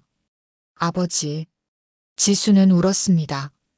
오랜만에 우는 것이었습니다. 그날 밤 지수는 사무실로 돌아왔습니다. 강태민 사건 서류를 다시 펼쳤습니다. 이번에는 다른 각도로 봤습니다. 강태민 뒤에 박민수가 있었습니다. 박민수가 진짜 보스였습니다.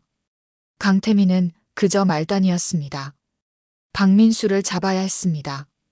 그래야 이 조직이 무너집니다. 지수는 수첩을 꺼냈습니다. 형사들한테 받은 정보를 정리했습니다.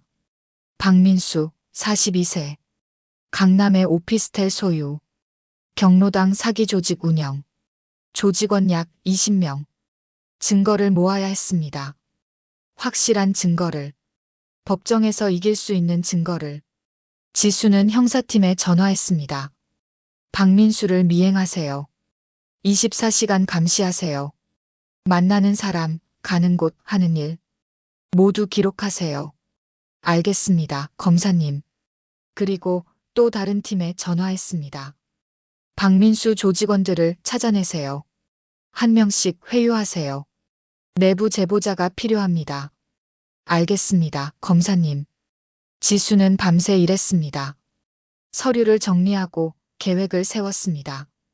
아버지는 주먹으로 해결하려 했습니다. 하지만 지수는 법으로 해결할 것입니다. 그것이 올바른 방법이었습니다. 다음 날 아침 형사한테서 연락이 왔습니다. 검사님, 박민수가 움직입니다. 어디로요? 대학병원입니다. 지수의 심장이 뛰었습니다. 대학병원. 다혜가 있는 곳. 당장 저도 갑니다. 박민수를 놓치지 마세요. 지수는 차를 몰고 병원으로 향했습니다. 신호를 어기며 달렸습니다. 병원에 도착했습니다. 6층으로 뛰어 올라갔습니다. 복도에 박민수로 보이는 남자가 서 있었습니다. 40대 초반, 정장 차림. 특별병실 601호 앞에 서 있었습니다. 남자가 유리문을 열려고 했습니다. 거기 서세요. 지수가 소리쳤습니다. 남자가 돌아봤습니다. 지수와 눈이 마주쳤습니다. 당신이 박민수입니까? 누구십니까? 특수부 서지수 검사입니다. 당신을 조사하겠습니다. 박민수가 웃었습니다. 무슨 혐의로요? 경로당 사기, 공갈, 협박. 증거가 있습니까? 지수는 대답하지 않았습니다. 아직 확실한 증거가 없었습니다. 박민수가 비웃었습니다. 증거도 없이 검사가 사람을 협박하는군요. 이거 고발해야 하나? 이 병실에 왜 왔습니까? 문병 왔습니다. 안 됩니까? 환자와 무슨 관계입니까? 그건 제 개인정보 아닙니까? 박민수가 지수를 스쳐 지나갔습니다. 지수는 그를 붙잡을 수 없었습니다.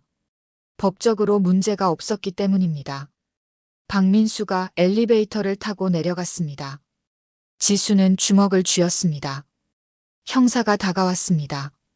검사님, 박민수가 다혜 양을 노리는 게 확실합니다. 알아요. 백호 씨를 압박하려는 겁니다. 어떻게 하시겠습니까? 지수는 잠시 생각했습니다. 그리고 결심했습니다. 병실 경비를 강화하세요. 24시간 형사가 지키세요. 박민수가 근처에도 못 오게 하세요. 알겠습니다, 검사님. 지수는 병실을 바라봤습니다. 유리문 너머로 다혜가 보였습니다. 천장만 바라보는 아이. 그 순간 깨달았습니다. 이 아이가 아버지에게 얼마나 소중한지, 그리고 아버지가 왜 법을 어기면서까지 움직이는지. 법이 너무 느렸습니다. 법으로는 이 아이를 당장 지킬 수 없었습니다. 하지만 포기할 수 없었습니다. 지수는 검사였습니다. 법을 지키는 사람이었습니다. 지수는 결심했습니다. 빠르게 움직이기로. 법 안에서 최대한 빠르게. 박민수를 반드시 잡을 것입니다. 그리고 아버지한테 증명할 것입니다. 법으로도 정의를 실현할 수 있다는 것을. 그날 밤 백호는 병원에 갔습니다. 6층에 올라갔습니다. 복도에 형사 2명이 서 있었습니다. 누구십니까? 형사가 물었습니다. 백호가 대답했습니다. 환자 할아버지입니다. 신분증 보여주세요. 백호가 신분증을 보여줬습니다. 형사가 확인하고 고개를 끄덕였습니다. 들어가셔도 됩니다. 백호가 놀랐습니다. 들어가도 된다고요? 치료비를 내지 않았는데? 병실 문을 열었습니다. 안으로 들어갔습니다. 침대에 다혜가 누워 있었습니다. 백호는 다혜 곁에 앉았습니다. 손을 잡았습니다. 차가운 손이었습니다. 다혜야, 할배란다. 아이는 반응이 없었습니다. 백호는 아이의 손을 쓰다듬었습니다. 할배가 곧 약 사줄게. 그러면 다혜 나을 거야. 그때 간호사가 들어왔습니다. 할아버지, 치료비 납부하셨더라고요. 백호가 고개를 들었습니다. 네. 제가 언제요? 오늘 낮에 납부하셨잖아요. 600만 원. 저는 안 냈는데요. 간호사가 당황했습니다. 그럼 누가? 아, 환자 이모분이 내셨나 봅니다. 백호의 눈이 커졌습니다. 이모. 지수였습니다. 백호는 아무 말도 하지 못했습니다. 가슴이 뜨거워졌습니다. 지수야. 그는 중얼거렸습니다. 딸이 자신 몰래 치료비를 냈습니다. 자신의 자존심을 지켜주면서 백호의 눈에서 눈물이 흘렀습니다. 다혜의 손을 꽉 잡았습니다. 다혜야, 내 이모가 우릴 지켜주고 있단다. 법으로 지켜주고 있어. 그날 밤 두 사람은 같은 하늘을 보고 있었습니다. 아버지와 딸. 서로 다른 방식이지만 같은 마음을 가진 두 사람. 이틀이 지났습니다. 동지는 결정을 내리지 못했습니다. 밤마다 전화가 걸려왔습니다. 강진호였습니다. 회장님, 시간이 없습니다. 오늘까지입니다. 나는 아들 생각하십시오. 박민수는 이미 사람을 보냈습니다. 동진의 손이 떨렸습니다. 결국 입을 열었습니다. 알겠습니다. 협조하겠습니다. 현명한 선택입니다. 내일 밤 11시 산속 창고에서 만납시다. 전화가 끊어졌습니다. 동진은 고개를 떨어뜨렸습니다. 배신을 결심한 것입니다. 다음 날 밤 동진은 백호에게 전화했습니다. 형님, 박민수 위치를 파악했습니다. 산속 창고에 있습니다. 확실한가? 네, 확실합니다. 오늘 밤 11시에 비자금을 옮기려고 한다고 합니다. 백호의 눈빛이 날카로워졌습니다. 좋다. 당장 간다. 형님, 조심하십시오. 알고 있다. 백호는 사람들을 모았습니다. 30명 정도였습니다. 차를 타고 산으로 향했습니다. 1시간쯤 달렸을까요? 산속 깊은 곳에 낡은 창고가 보였습니다. 주변이 어두웠습니다. 형님, 저기입니다. 한 사람이 가리켰습니다. 창고 앞에 차 몇 대가 서 있었습니다. 백호가 차에서 내렸습니다. 사람들도 따라 내렸습니다. 창고로 다가갔습니다. 문이 열려 있었습니다. 안으로 들어갔습니다. 깜깜했습니다. 불 좀 켜라. 백호가 말했습니다. 그 순간 천장에서 조명이 켜졌습니다. 환하게 밝아졌습니다. 그리고 백호는 얼어붙었습니다. 창고 안에 사람들이 가득했습니다. 100명도 넘어 보였습니다. 모두 흉기를 들고 있었습니다. 한가운데 박민수가 서 있었습니다. 웃고 있었습니다. 백호 오셨군요. 기다렸습니다. 백호가 사람들을 돌아봤습니다. 완전히 포위됐습니다. 함정이었습니다. 동진이. 백호는 깨달았습니다. 동진이 배신한 것입니다. 박민수가 박수를 쳤습니다. 한 사람이 어둠 속에서 걸어 나왔습니다. 이동진이었습니다. 백호는 믿을 수 없다는 표정으로 동진을 바라봤습니다. 동진아, 너. 동진은 고개를 숙였습니다.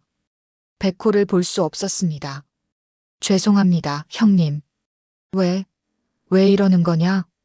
아들 때문입니다. 박민수가 제 아들을 위협했습니다. 백호의 주먹이 쥐어졌습니다. 하지만 화를 내지 않았습니다. 이해했기 때문입니다. 그래. 자식을 지키려고 한 거구나. 박민수가 낄낄 웃었습니다. 감동적이네요. 하지만 이제 끝입니다. 백호. 비자금 위치를 말하세요. 싫다고 하면 그럼 여기서 모두 죽습니다. 당신도, 당신 사람들도. 백호는 주변을 둘러봤습니다. 함께 온 사람들이 떨고 있었습니다. 무기를 든 100명에게 포위됐으니 당연했습니다. 좋다. 내가 말하겠다. 현명하시군요. 하지만 조건이 있다. 내 사람들은 보내줘라. 박민수가 고개를 끄덕였습니다. 좋습니다. 어차피 필요 없으니까요. 백호가 사람들에게 말했습니다. 모두 나가라. 하지만 형님, 나가라고 했다. 백호가 소리쳤습니다. 사람들은 어쩔 수 없이 밖으로 나갔습니다. 동진도 나가려 했습니다. 동진아. 백호가 불렀습니다. 동진이 멈춰섰습니다.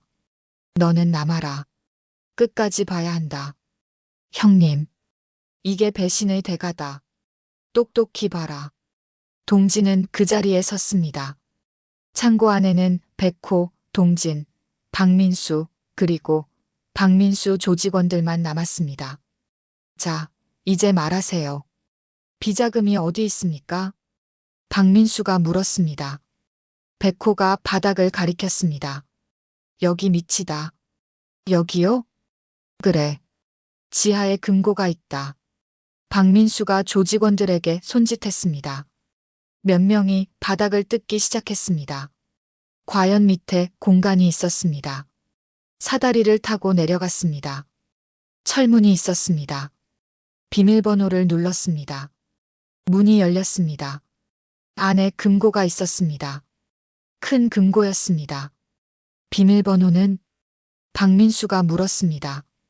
백호가 숫자를 불렀습니다. 박민수가 눌렀습니다. 금고 문이 열렸습니다. 돈이 빼곡하게 쌓여 있었습니다. 지폐 뭉치들이었습니다. 박민수의 눈이 빛났습니다. 3천억. 정말 있었어.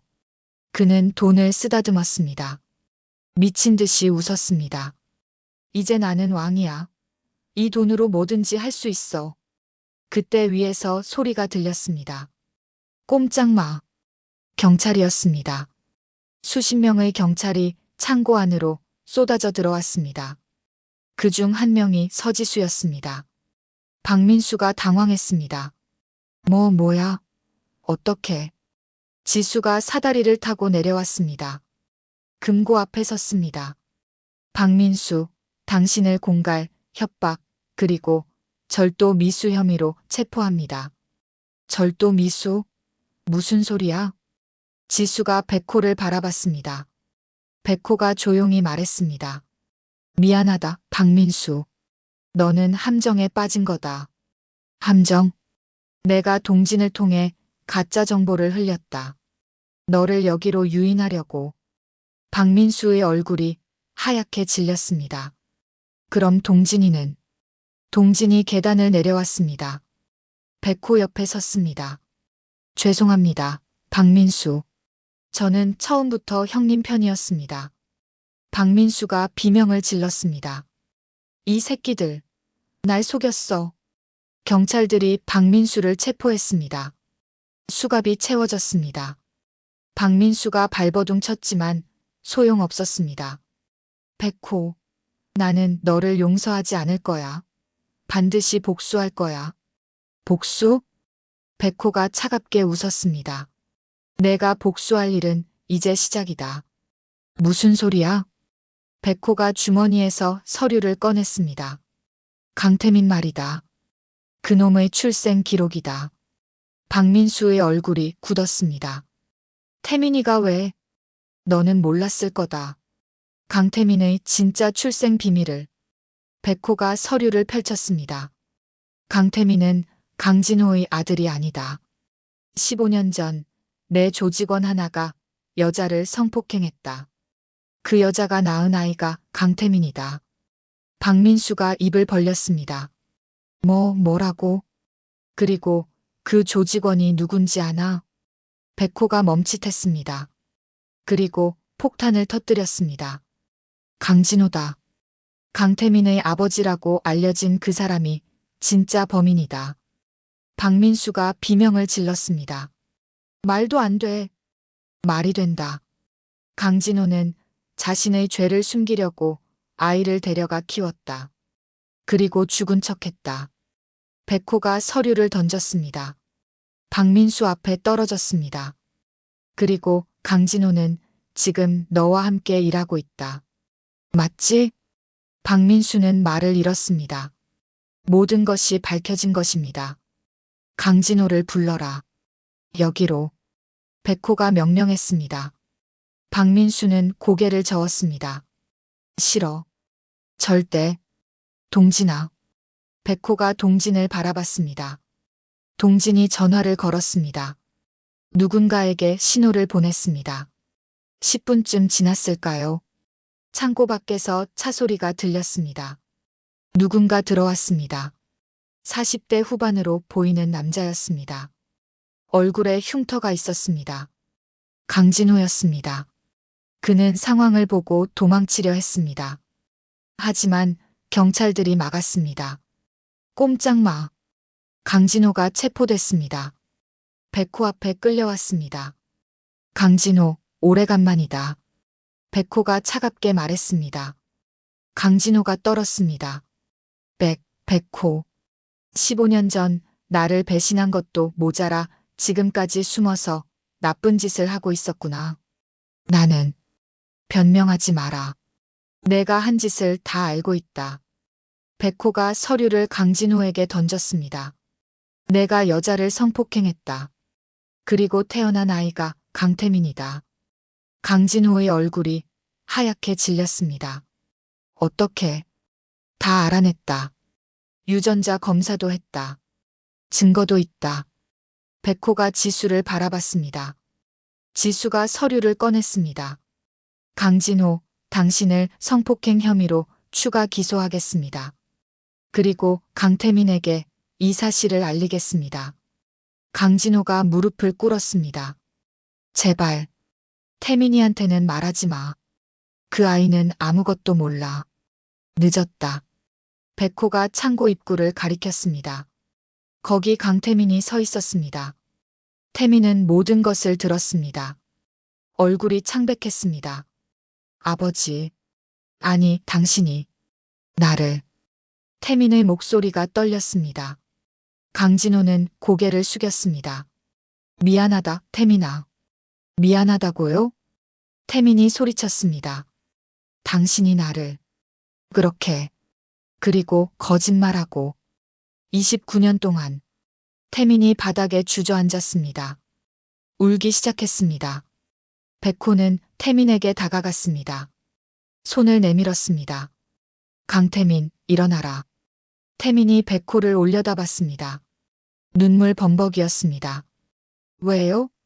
왜 저한테 이러세요? 저는 당신 조직원이 만든 아이잖아요. 저는 태어나지 말았어야 할. 아니다. 백호가 단호하게 말했습니다. 너는 잘못 태어난 게 아니다. 내 출생은 내 잘못이 아니다. 잘못한 건 어른들이다. 백호가 태민을 일으켜 세웠습니다. 강태민, 너는 이제 선택할 수 있다. 이 진실을 알고도 복수로 살 것인가? 아니면 새로 시작할 것인가? 태민은 아무 말도 하지 못했습니다. 경찰들이 강진호와 박민수를 끌고 나갔습니다. 창고가 조용해졌습니다. 백호와 동진, 지수, 그리고 태민만 남았습니다. 지수가 백호에게 다가왔습니다.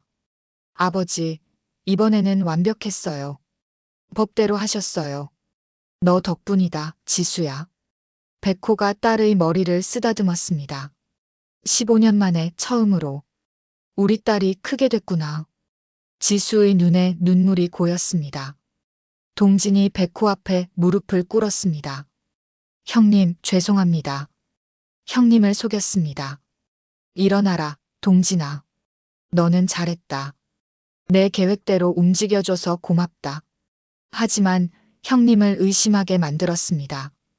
그게 계획이었다. 박민수를 속이려면 너도 진짜처럼 행동해야 했다. 백호가 동진을 일으켰습니다. 40년을 함께한 동생을 어떻게 의심하겠나. 동진이 눈물을 흘렸습니다. 감사합니다, 형님. 모두가 창고를 나왔습니다. 밖은 어두웠습니다. 하지만 별이 빛나고 있었습니다. 백호는 하늘을 올려다봤습니다. 드디어 끝났다. 하지만 아직 끝이 아니었습니다. 진짜 끝은 이제 시작이었습니다. 일주일이 지났습니다. 박민수와 강진호는 구속됐습니다. 경로당 사기, 공갈, 협박, 성폭행. 모든 죄가 밝혀졌습니다. 검찰은 박민수에게 15년형을 구형했습니다. 강진호에게는 20년형을 구형했습니다. 재판장에서 박민수가 소리쳤습니다. 이건 불공평해. 백호도 나쁜 짓 했어. 왜 나만? 판사가 말했습니다. 피고인은 조용히 하십시오. 안 돼. 백호가 나를 함정에 빠뜨렸어. 그것도 범죄야. 서지수 검사가 일어섰습니다. 재판장님, 백호 씨는 합법적으로 수사에 협조했습니다. 경찰과 검찰의 지시에 따라 움직였습니다. 불법은 없었습니다. 하지만 피고인은 경로당 노인들에게서 6천만 원을 사취했습니다. 그리고 백호 씨의 손녀를 위협했습니다. 이것이 명백한 범죄입니다. 판사가 망치를 두드렸습니다. 피고인 박민수에게 징역 15년을 선고합니다. 안 돼. 박민수가 비명을 질렀습니다. 법정 경비가 그를 끌고 나갔습니다. 이어서 강진호의 재판이 열렸습니다. 강진호는 고개를 숙이고 있었습니다. 피고인 강진호에게 징역 20년을 선고합니다. 강진호는 아무 말도 하지 않았습니다. 그저 받아들였습니다. 법정을 나서는 강진호가 방청석을 봤습니다. 거기 강태민이 앉아 있었습니다. 둘의 눈이 마주쳤습니다. 강진호가 입을 열었습니다. 태민아, 미안하다. 태민은 고개를 돌렸습니다. 더 이상 보고 싶지 않았습니다. 강진호가 끌려나갔습니다. 태민은 그 자리에 계속 앉아 있었습니다. 백호가 다가왔습니다. 태민 옆에 앉았습니다. 힘들지? 네. 모든 게 거짓말이었어요. 제 인생이 거짓말이었어요. 아니다. 내 인생은 거짓말이 아니다. 출생은 내가 선택한 게 아니다. 태민이 백호를 바라봤습니다. 그럼 전 어떻게 살아야 해요? 내가 원하는 대로 살면 된다. 이제는 내 선택이다. 저는 속죄하고 싶어요. 백호가 고개를 끄덕였습니다. 좋은 선택이다. 하지만 어떻게요? 백호가 주머니에서 명함을 꺼냈습니다. 노인복지재단 연락처다. 여기서 자원봉사를 해라. 내가 피해준 노인들을 위해 일해라. 태민이 명함을 받았습니다. 손이 떨렸습니다. 감사합니다. 정말 감사합니다. 고맙다는 말은 노인들한테 해라. 그들이 용서해 줄 때까지 열심히 일해라. 태민이 고개를 숙였습니다. 눈물이 떨어졌습니다. 법정을 나온 백호는 지수를 만났습니다. 아버지, 수고하셨어요. 너도 수고했다. 이제 끝난 건가요? 아니다. 아직 하나 남았다. 뭔데요? 비자금 처리다. 백호는 지수를 데리고 은행으로 갔습니다. 귀빈실에 앉았습니다. 3천억을 기부하려고 합니다. 은행원이 놀랐습니다. 3천억을요? 네. 노인복지재단에 기부합니다. 단, 제 이름은 밝히지 마십시오. 알겠습니다. 서류를 작성했습니다. 서명했습니다. 송금이 완료됐습니다. 지수가 물었습니다. 아버지, 정말 다 기부하시는 거예요? 한 푼도 안 남기고요? 그래. 하지만 다의 치료비는 이미 받았다. 병원에서 치료비를 면제해줬다. 내가 박민수를 잡는데 협조한 덕분에. 지수가 미소 지었습니다. 아버지답네요. 뭐가? 모든 걸 다른 사람한테 주시는 게요. 백호가 딸의 머리를 쓰다듬었습니다. 나는 이제 많이 가진 게 없다. 하지만 줄 수 있는 건 주고 싶다. 은행을 나왔습니다. 밖은 화창했습니다. 가을 햇살이 따뜻했습니다. 지수야, 병원 가자. 다혜 보러. 네, 아버지. 병원에 도착했습니다. 6층으로 올라갔습니다. 특별병실 601호. 문을 열었습니다. 다혜가 침대에 앉아 있었습니다. 그림을 그리고 있었습니다. 할아버지. 다혜가 환하게 웃으며 달려왔습니다. 백호가 아이를 안았습니다. 우리 다혜, 오늘은 뭘 그렸어? 할아버지 그렸어. 아이가 그림을 보여줬습니다. 리어카를 끄는 노인 그림이었습니다. 백호의 눈가가 뜨거워졌습니다. 잘 그렸구나. 할아버지, 이제 안 아파. 선생님이 다 나았대. 정말? 의사가 들어왔습니다. 네, 정말입니다. 다혜의 양 상태가 완전히 좋아졌습니다. 일주일 후면 퇴원 가능합니다. 백호는 의사에게 허리를 굽혔습니다. 감사합니다, 선생님. 아닙니다. 다혜가 워낙 의지가 강했어요. 할아버지 만나고 싶다는 마음이 기적을 만든 것 같습니다. 백호는 다혜를 다시 안았습니다. 꽉 안았습니다. 다혜야, 이제 할배가 매일 곁에 있을게. 정말? 정말이야. 할배가 다혜 손잡고 공원도 가고 놀이터도 갈 거야. 와, 좋아. 아이가 뛰었습니다. 지수도 웃었습니다. 오랜만에 보는 행복한 가족의 모습이었습니다. 그날 저녁, 백호는 동진을 만났습니다. 한옥에서였습니다. 형님, 모든 게 끝났습니다. 그래, 고생 많았다. 이제 어떻게 하시겠습니까? 백호가 창밖을 바라봤습니다. 조직을 해체한다. 동진이 놀랐습니다. 해체요? 그래. 이제 우리 나이에 맞게 살아야 한다. 평범하게 살자. 하지만 형님, 동진아, 우리 40년 동안 힘들게 살았다. 이제 쉬자. 가족과 함께 보내자. 동진의 눈가가 붉어졌습니다. 알겠습니다, 형님. 그리고 형님들한테도 전해라. 이제 각자의 삶을 살라고. 나는 더 이상 보스가 아니라고. 형님, 나는 이제 그냥 백호다. 손녀 키우는 할아버지 백호. 동진이 눈물을 닦았습니다. 형님은 영원한 보스입니다. 우리 마음속에. 백호가 웃었습니다. 그 말이면 충분하다. 둘은 술잔을 나눴습니다. 40년 우정의 마지막 술자리였습니다. 다음 날 큰 행사가 열렸습니다. 노인복지재단 개소식이었습니다. 많은 사람이 모였습니다. 노인들, 사회복지사들, 공무원들, 기자들. 서지수가 단상에 올랐습니다. 오늘 이 재단이 문을 열 수 있었던 것은 한 분의 익명 기부 덕분입니다. 3천억이라는 거액을 아무 조건 없이 기부해 주셨습니다. 박수가 터졌습니다. 이 재단은 어려운 노인분들을 돕겠습니다. 경로당 사기 피해자들을 지원하겠습니다. 그리고 모든 노인분들이 존중받는 사회를 만들겠습니다.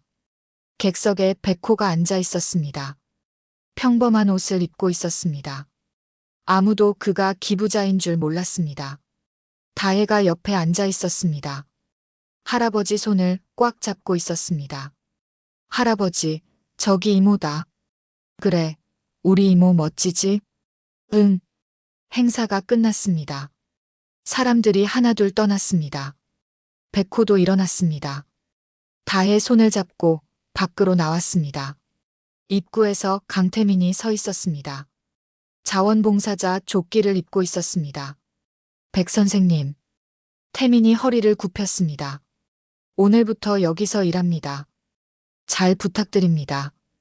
백호가 태민의 어깨를 두드렸습니다. 잘하고 있다. 계속 그렇게 해라. 네, 명심하겠습니다. 태민이 재단 안으로 들어갔습니다. 새 인생을 시작하는 모습이었습니다. 백호는 다혜와 함께 거리를 걸었습니다. 석양이 지고 있었습니다. 할아버지, 배고파. 그래. 뭐 먹고 싶어? 떡볶이. 좋아, 떡볶이 먹으러 가자. 분식집에 들어갔습니다. 떡볶이를 시켰습니다. 다혜가 맛있게 먹었습니다. 백호는 아이를 바라보며 미소 지었습니다. 이것이 행복이었습니다. 거창한 게 아니었습니다. 손녀와 함께 떡볶이 먹는 것. 그것이 진짜 행복이었습니다. 분식집을 나왔습니다. 집으로 향했습니다. 작은 집이었습니다. 하지만 따뜻한 집이었습니다. 다혜를 재웠습니다. 아이가 스르르 잠들었습니다. 백호는 베란다에 나갔습니다. 밤하늘을 올려다봤습니다. 별이 빛나고 있었습니다. 여보, 나 잘하고 있지? 우리 딸도 잘 크고 손녀도 건강해졌어. 이제 좀 편히 쉴 수 있을 것 같아. 바람이 불었습니다. 따뜻한 바람이었습니다. 그때 초인종이 울렸습니다. 백호가 문을 열었습니다.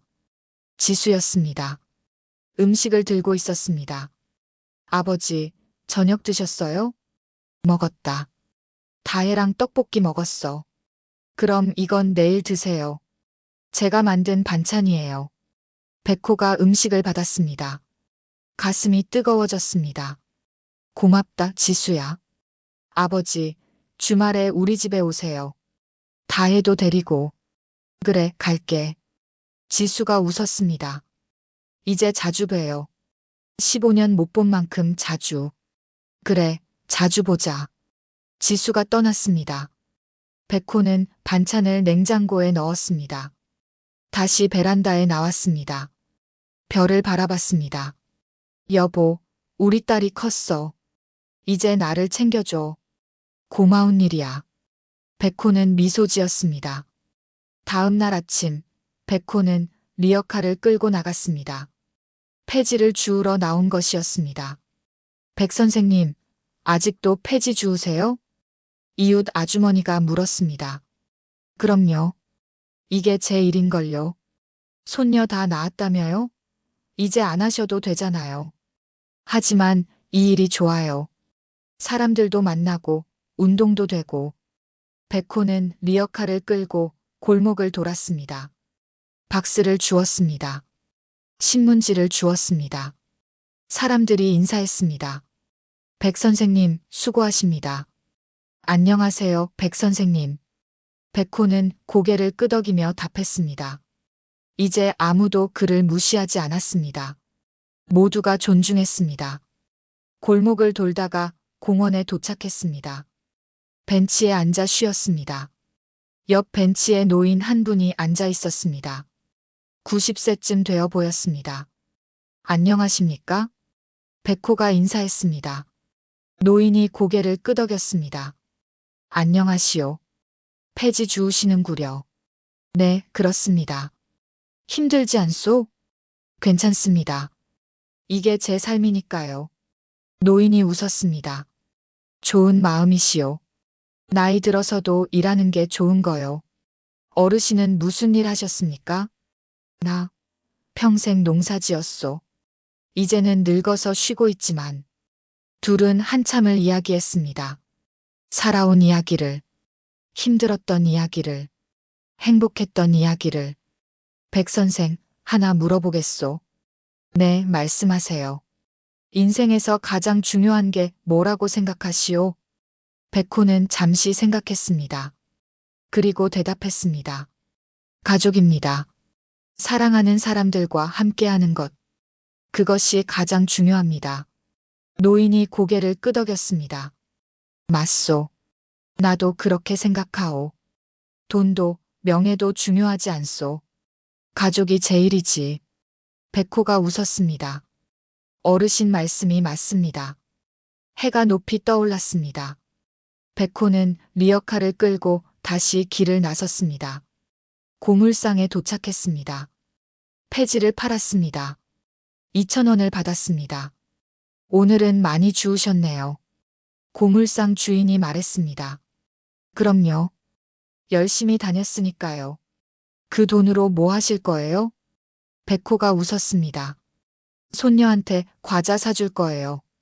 손녀분 다 낳았다며요? 네, 건강해졌습니다. 축하드립니다. 백호는 2,000원을 들고 슈퍼에 갔습니다. 다혜가 좋아하는 과자를 샀습니다. 집으로 돌아왔습니다. 문을 열었습니다. 할아버지, 다혜가 뛰어왔습니다. 과자 사왔어. 와. 아이가 좋아했습니다. 백호는 아이를 안았습니다.